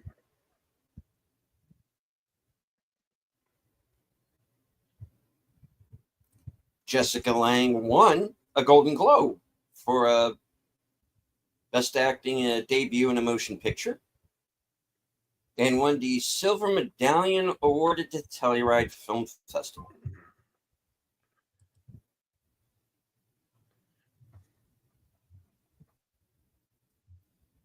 Filming You're locations. Yes. I was going to say, you're welcome, Lady Mist and Curtis and everybody. Thanks for joining us. Go ahead. Filming location, Stage 32, Paramount Studios, 5555 Melrose Avenue, Hollywood. The Biltmore Hotel, 506 South Grand Street, downtown Los Angeles. The Hanapu Beach, Kauai, Hawaii, for Skull Island. Manhattan, New York City, New York. The Sony Pictures Studios, 10202 West Washington Boulevard, Culver City, California. The Napali Coast, Kauai, Hawaii, also for Skull Island. The New York Public Library, 476 Fifth Avenue, Manhattan. The Queensboro Bridge in Manhattan. Queensbridge Park in Queens. San Pedro, Los Angeles, California. And, of course, the World Trade Center Plaza, Manhattan.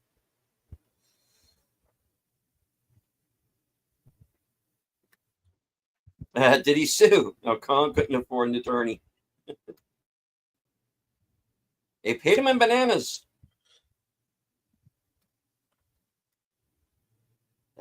Says, well nominated for sound. Thought the soundtrack was lacking. Depends on what else it was up against. Not true. Kong's reputation was severely harmed by participation in this movie. Which says, I imagine Kong sat by his pool reading the reviews while smoking a cigar. All right. On to the trivia. All right. Carlo Rambaldi was to design a life-size mechanical gorilla for filming. Whilst a massive and expensive model was being constructed, makeup artist Rick Baker built a much cheaper gorilla costume to wear in some scenes. Sources differ as to what happened to Rambaldi's model. Cher, Sylvia Kristel, Bette Midler, Valerie Perrine, and Barbara Streisand were considered for the part of Dawn. Okay. When Dawn first appears in the film, she's in a rubber dinghy floating towards the Petrox Explorer. Her makeup assistant later told her that a shark had been seen near her dinghy while she was in it. Ugh. That's not good. Universal had originally planned to make a more faithful remake of King Kong to be titled The Legend of King Kong, which was going to be a period piece set in the 1930s. However, they backed out when this modern remake was announced. It would also have been released in Sensurround. Hammer had also intended to remake the movie a few years earlier, but it was scrapped after a few test reels were shot. However, some of the Hammer footage was used in a Volkswagen commercial. Roman Polanski, Michael Winner, and Sam Peckinpah were offered the chance to direct, but all turned it down. That would have been interesting, the Sam Peckinpah Kong. Yeah. I think Kong would have won. Yeah.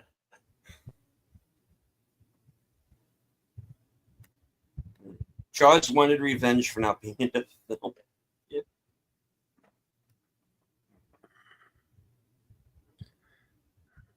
All right. Bo Derek was offered and turned down the role of Dawn. According to her autobiography, Dino De Laurentiis approached Brett Eklund for the role, and she turned it down. Employees of the Empire State Building expressed their displeasure at the producer's decision to stage the remake's climax at the World Trade Center by picketing the 102nd floor of the Empire State Building dressed in monkey suits. Dino De Laurentiis originally approached fellow Italian Mario Bava to handle the special effects. Bava did not want to leave Italy, so he turned down the offer. He recommended Carlo Rambaldi. A lot of pre-release publicity emphasized a giant mechanical robot that appeared on screen for less than a minute. For shots of Kong holding Jessica Lange, the filmmakers built giant hydraulic gorilla arms. The hands were 6 feet across, and the arms weighed 1,650 pounds each. They weren't ready until shooting was well underway. When they were finally built, Dino De Laurentiis was invited to the set to witness a test. He walked into the studio, and a giant arm extended in his direction. Then the middle finger slowly uncurled and extended itself. De Laurentiis broke up. So did the arm. It was frozen finger up for a week. The 40-foot Kong was constructed with a 3.5 ton aluminum frame covered with rubber and 1,012 pounds of Argentinian horsetails sewn into place individually. Its insides were comprised of 3,100 feet of hydraulic hose and 4,500 feet of electrical wiring. It was controlled by 20 operators and cost a total of $1.7 million. The full-sized mechanical arms were suspended from a crane to extend and lift Jessica Lange 30 to 40 feet in the air. Carlo Rambaldi's mechanical King Kong is the largest mechanical creature ever created, towering a little over 40 feet.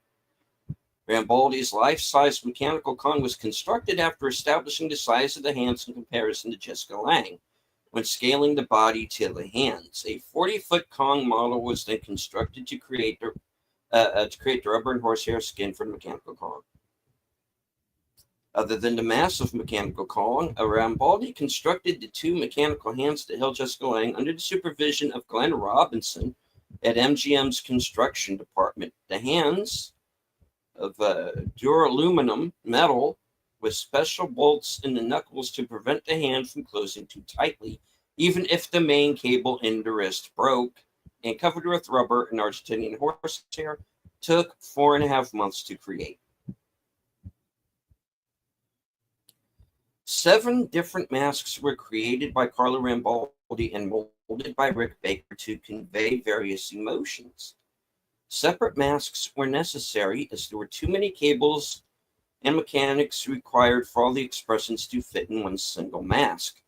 The masks were comprised of a plastic skull over which were placed artificial muscle groups activated by cables which entered the costume through Kong's feet.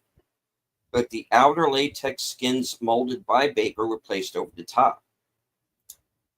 The masks used hydraulics to mask movement, so much like the mechanical Kong and hands. The facial expressions were controlled by a team of operators working offset with the control boards to complete the look of a gorilla. Baker wore contact lenses so his eyes would resemble that of a gorilla's.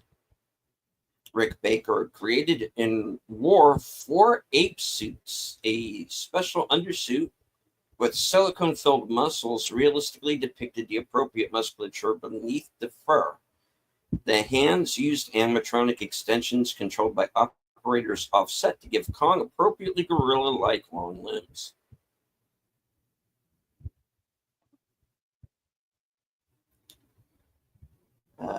Jessica Lange's screen test consisted of 3 scenes.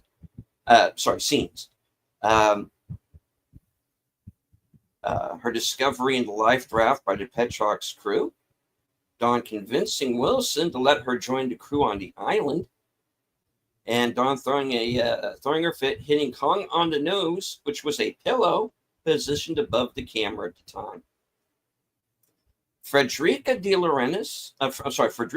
Yeah, I misgendered him. I'm sorry. Federico De Laurentiis, son of Dino De Laurentiis, and executive producer for the film, extensively photographed a gorilla named Bern at a local zoo. Those photos were used for the basis of Kong.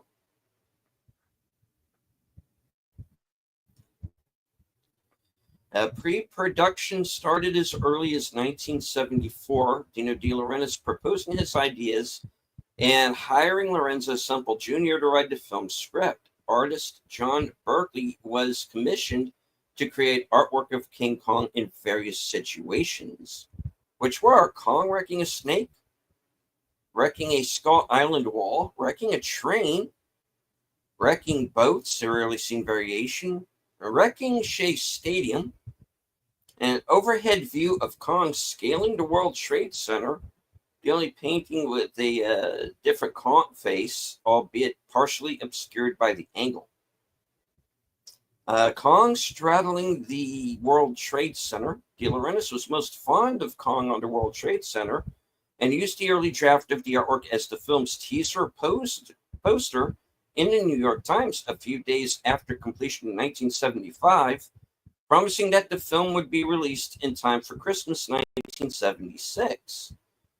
The teaser poster artwork was nicknamed Travolta Kong due to the style of his hair. Also depicted in this early poster was Kong crushing a jet in his right hand, an alarmed dawn in his left, and his shadow being cast over the World Trade Center. After the script was complete, the film cast, the director at the helm, and filming ready to begin, the poster artwork was changed to what we see now. Lorenzo Semple Jr.'s initial idea was to have the romantic lead named Joe Perko, a comical Italian oil drilling foreman. Don was to be a classy, semi-intellectual camera operator of a movie unit on the expedition to film commercials for Petrox. Semple changed his mind, however, deciding to do something predictable and TV movie-ish about a female camera operator. Therefore, Joe Perko was bumped down the line and Jack Prescott was created as the liberal young Princeton anthropologist and the camera operator female became the would-be actress at Adrift at Sea. His reasoning for this was having established a reality of a sort of the oil exploration vessel setting sail, we needed a bridge to the fantasy which will follow. And what more agreeable fantasy than finding the most gorgeous girl in the world floating unconscious in the South Pacific?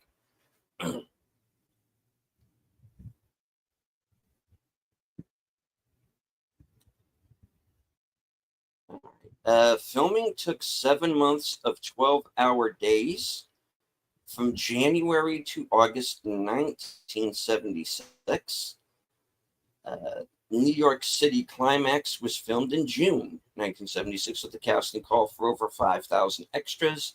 Over 30,000 people showed up and were gladly used. As both a personal thank you to the crew and a promotional tool, Dino De Laurentiis had 500 polystyrene and wood Kong maquettes created, costing him $200 each. In a January 31st, 1977 issue of People magazine featuring Jessica Lange, the article features a picture of Lange presenting one of the maquettes to then Massachusetts Governor Michael Dukakis. Kong's home is never referred to as Skull Island. About 11 minutes in, a quote from an obscure historical text mentions the beach of the skull. The mechanical hands used each weighed 1,650 pounds. During filming of the scene where Kong caresses Dawn, the hand left Jessica Lange with a painfully pinched nerve in her neck. Steven Spielberg was considered to direct. In a 2008 interview with David Letterman, Meryl Streep revealed she auditioned for the role of Dawn. Dino De Laurentiis turned to his son, describing Streep as, quote, too ugly for King Kong. Not knowing Streep understood the language, she responded in perfect Italian that she was very sorry to have disappointed him and left De Laurentiis stunned.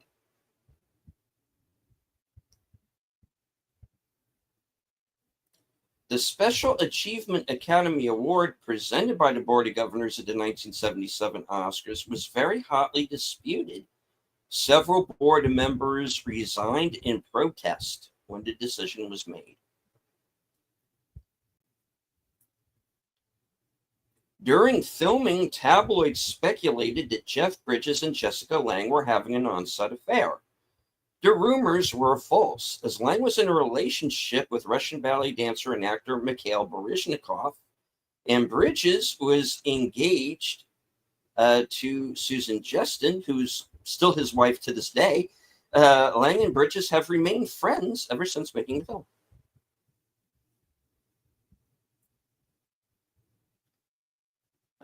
Kong's vocalizations were recorded by an uncredited Peter Cullen, straining his vocal cords so badly that he coughed up blood in the recording studio.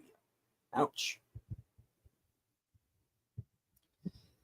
For the scene where Kong destroys an elevated train, the Astoria L in Queens, New York, special effects supervisor Glenn Robinson and his team constructed a large section of track, as well as several miniature subway cars complete with 70s era graffiti.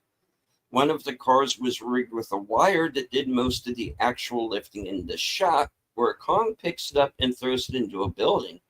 Robinson's crew also rigged a series of big explosions designed to go off when the car hits the building. Rick Baker recalls the explosions as being so intense that on several occasions he became convinced that his suit had caught on fire, although thankfully that wasn't the case. To construct the World Trade Center miniatures, production designer Dale Hennessy obtained the blueprints and architectural drawings of the real buildings, which allowed him to reproduce all aspects of the buildings in exact detail. In actuality, several sets were created. The first was a recreation of the main plaza built in the studio backlot and included a 3-sided reproduction of the South Tower and a 2-sided reproduction of the North Tower.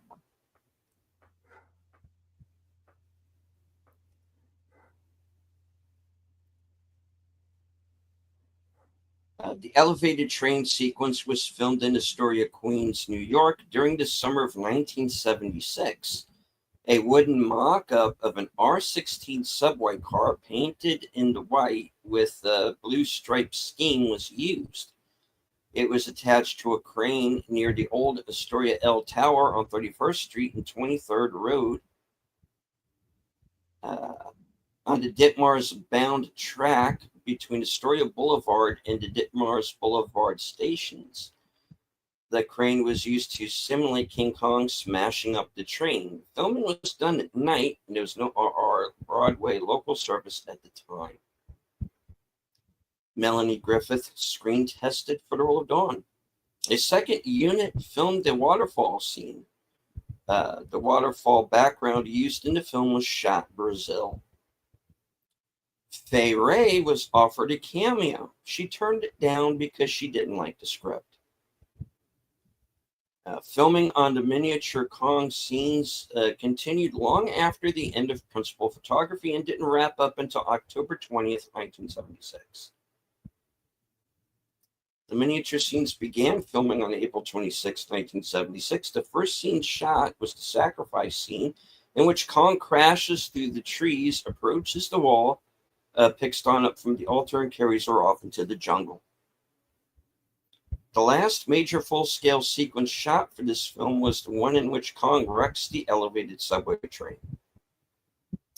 A wrap party was held on August 30th, 1976 on stage 27 at MGM.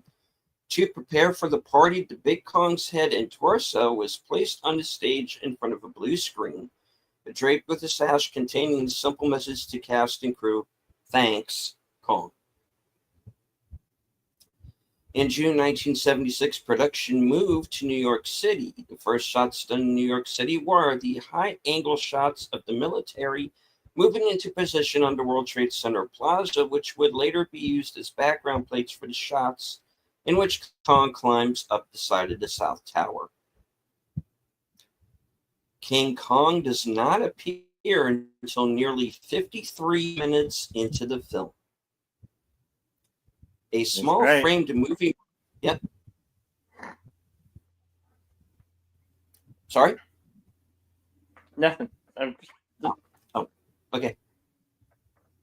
A small framed movie marquee poster for King Kong 1976 can be seen on the wall above the Mac computer in Jerry's apartment on Seinfeld during the 1994 season.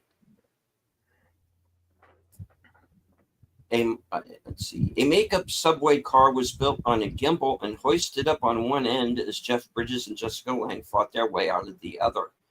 This scene was Bridges' last day of work on the film. After he was done, the big hand of Kong was rolled in to pick up the actors, playing the poor woman that mistakes Kong for Dawn. That Kong mistakes for Dawn. From August 11th, 1976 to August 20th, 1976, the main unit filmed the last big sequence of the production, the presentation scene where Kong makes his New York City debut.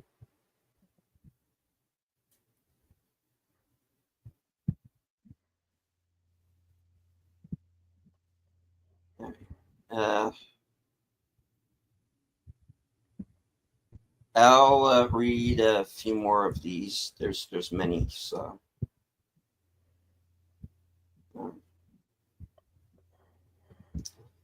Charles Grodin and John Randolph would appear in Heaven Can Wait 2 years later. After the September 11th, 2001 terror attacks, Paramount Home Video voluntarily recalled all retail DVD copies that showed King Kong atop the World Trade Center surrounded by aircraft. The DVD was later reissued with a different cover. Producer Dino De Laurentiis had two stipulations for making the film. Firstly, that it be set in the present day, and secondly, that it featured the then newly constructed World Trade Center.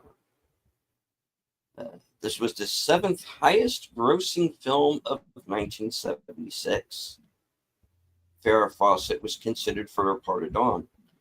Dino De Laurentiis approached Ray Harryhausen about providing stop motion effects for Kong.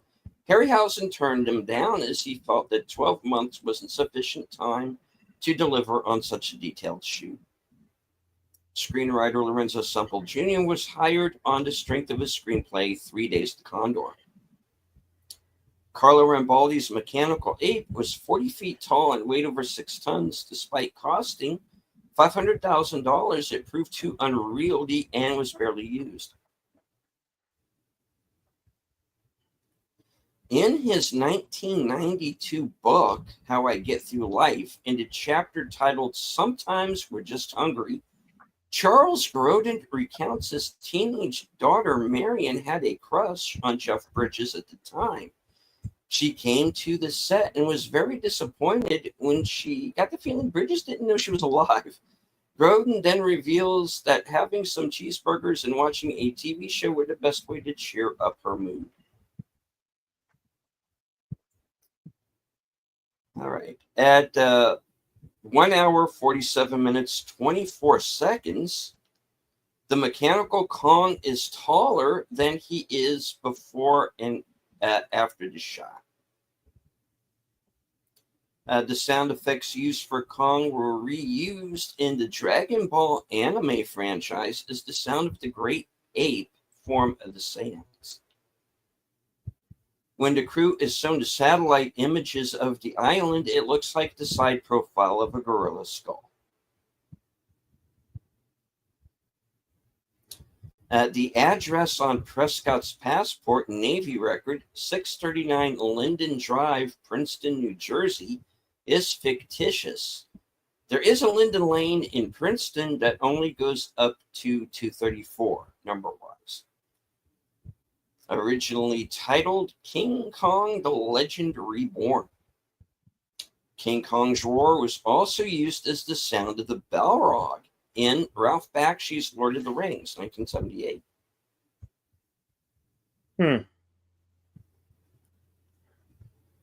In addition to the 40-foot mechanical Kong and the full-size mechanical hands, Carlo Rambaldi constructed a separate pair of full-size legs used in the scenes of Dawn in the Oil Tanker, Wilson's demise, and the climax atop of the World Trade Center. The full-size non-mechanical styrofoam Kong seen at the end of the film, lying on the shattered pavement. At around 1 hour and 45 minutes, the shot where Kong stomps on Wilson was Charles Grodin's last day of work on the film. In his 1989 autobiography, It Would Be So Nice If You Weren't Here, Charles Grodin recounts that his character was originally going to survive the picture, and that De Laurentiis was already planning a sequel and asked him if he would be interested in reprising the role. But when test audiences didn't like the scene in which Kong tried to stomp on Wilson and missed, it was re-edited to make it look like Wilson was squashed. For some shots in the helicopter attack, Rick Baker had to stand on a scaffold while real helicopters fired blanks at him in the distance using forced perspective to make it appear they were closer and to scale with Kong. Baker claimed that his costume helped protect him from injury while being pelted with spent shells from the blank ammunition fire. Okay. There's more, but it would take a while, so I'm going to cut it off there. Okay.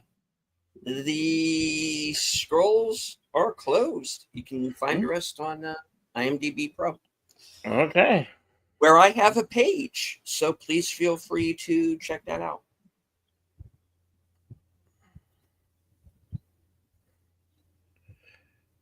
Cool. Let's see. Kai July will be back on Thursday with. What are we doing Thursday? Let's see. I believe we're doing Godzilla 2014. Yeah, Godzilla 2014.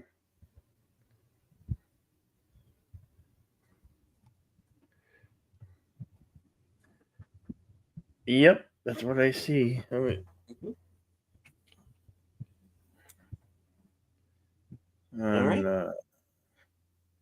Yep, the 24th. Yep.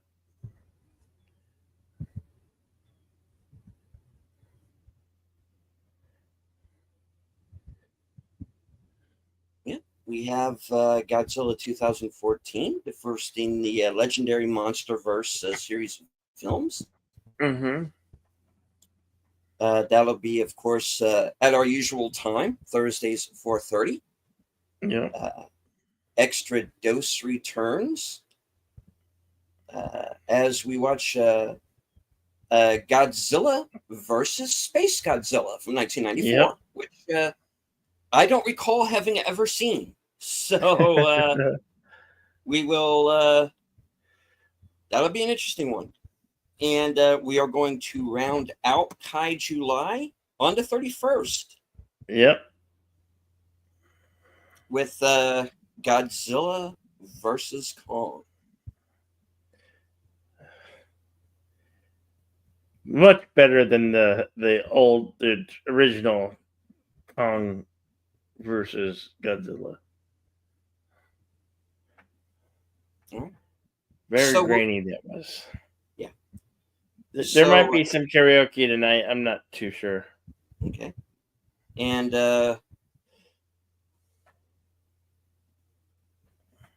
how about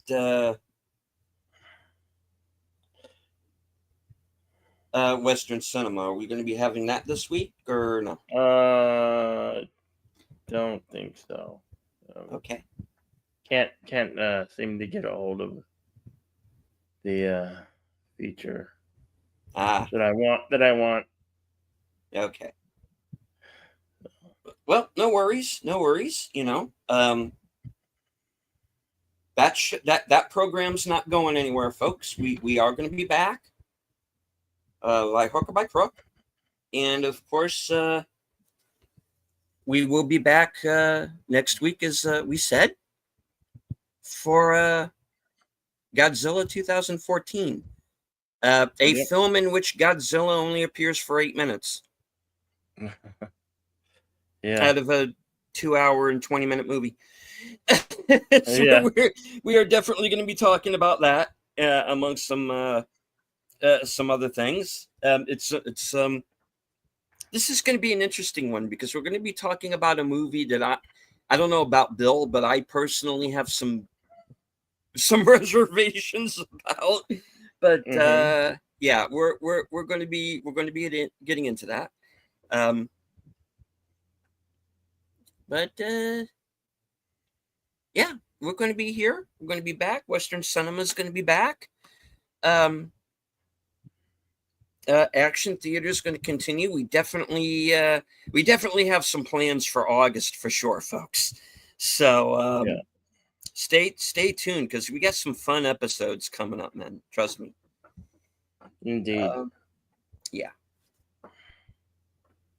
All right. All right. So I do want to thank everyone who joined us in Cosme. I want to thank everyone who joined us live. On my end of the show, let's see.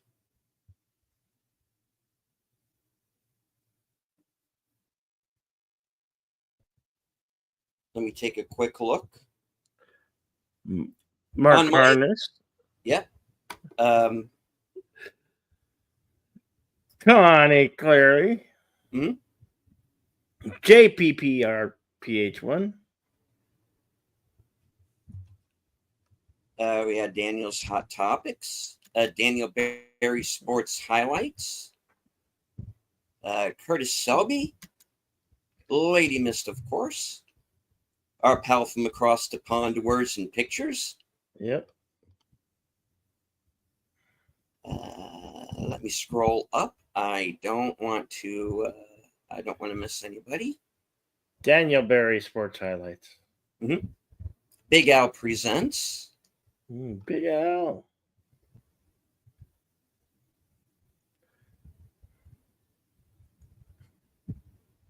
All right. He's got Flight of the Navigator coming up. Is that tonight or next week? Flight of the Navigator is going to be, I believe, next Saturday on Al's channel. The film tonight is going to be over on Netter's Network, Retro Cinema, and she is going to be showing Forrest Gump. Forrest Gump. Of course, from 94. Mm-hmm. And on my end of the program, we had 97 people who were here watching us at one point or another.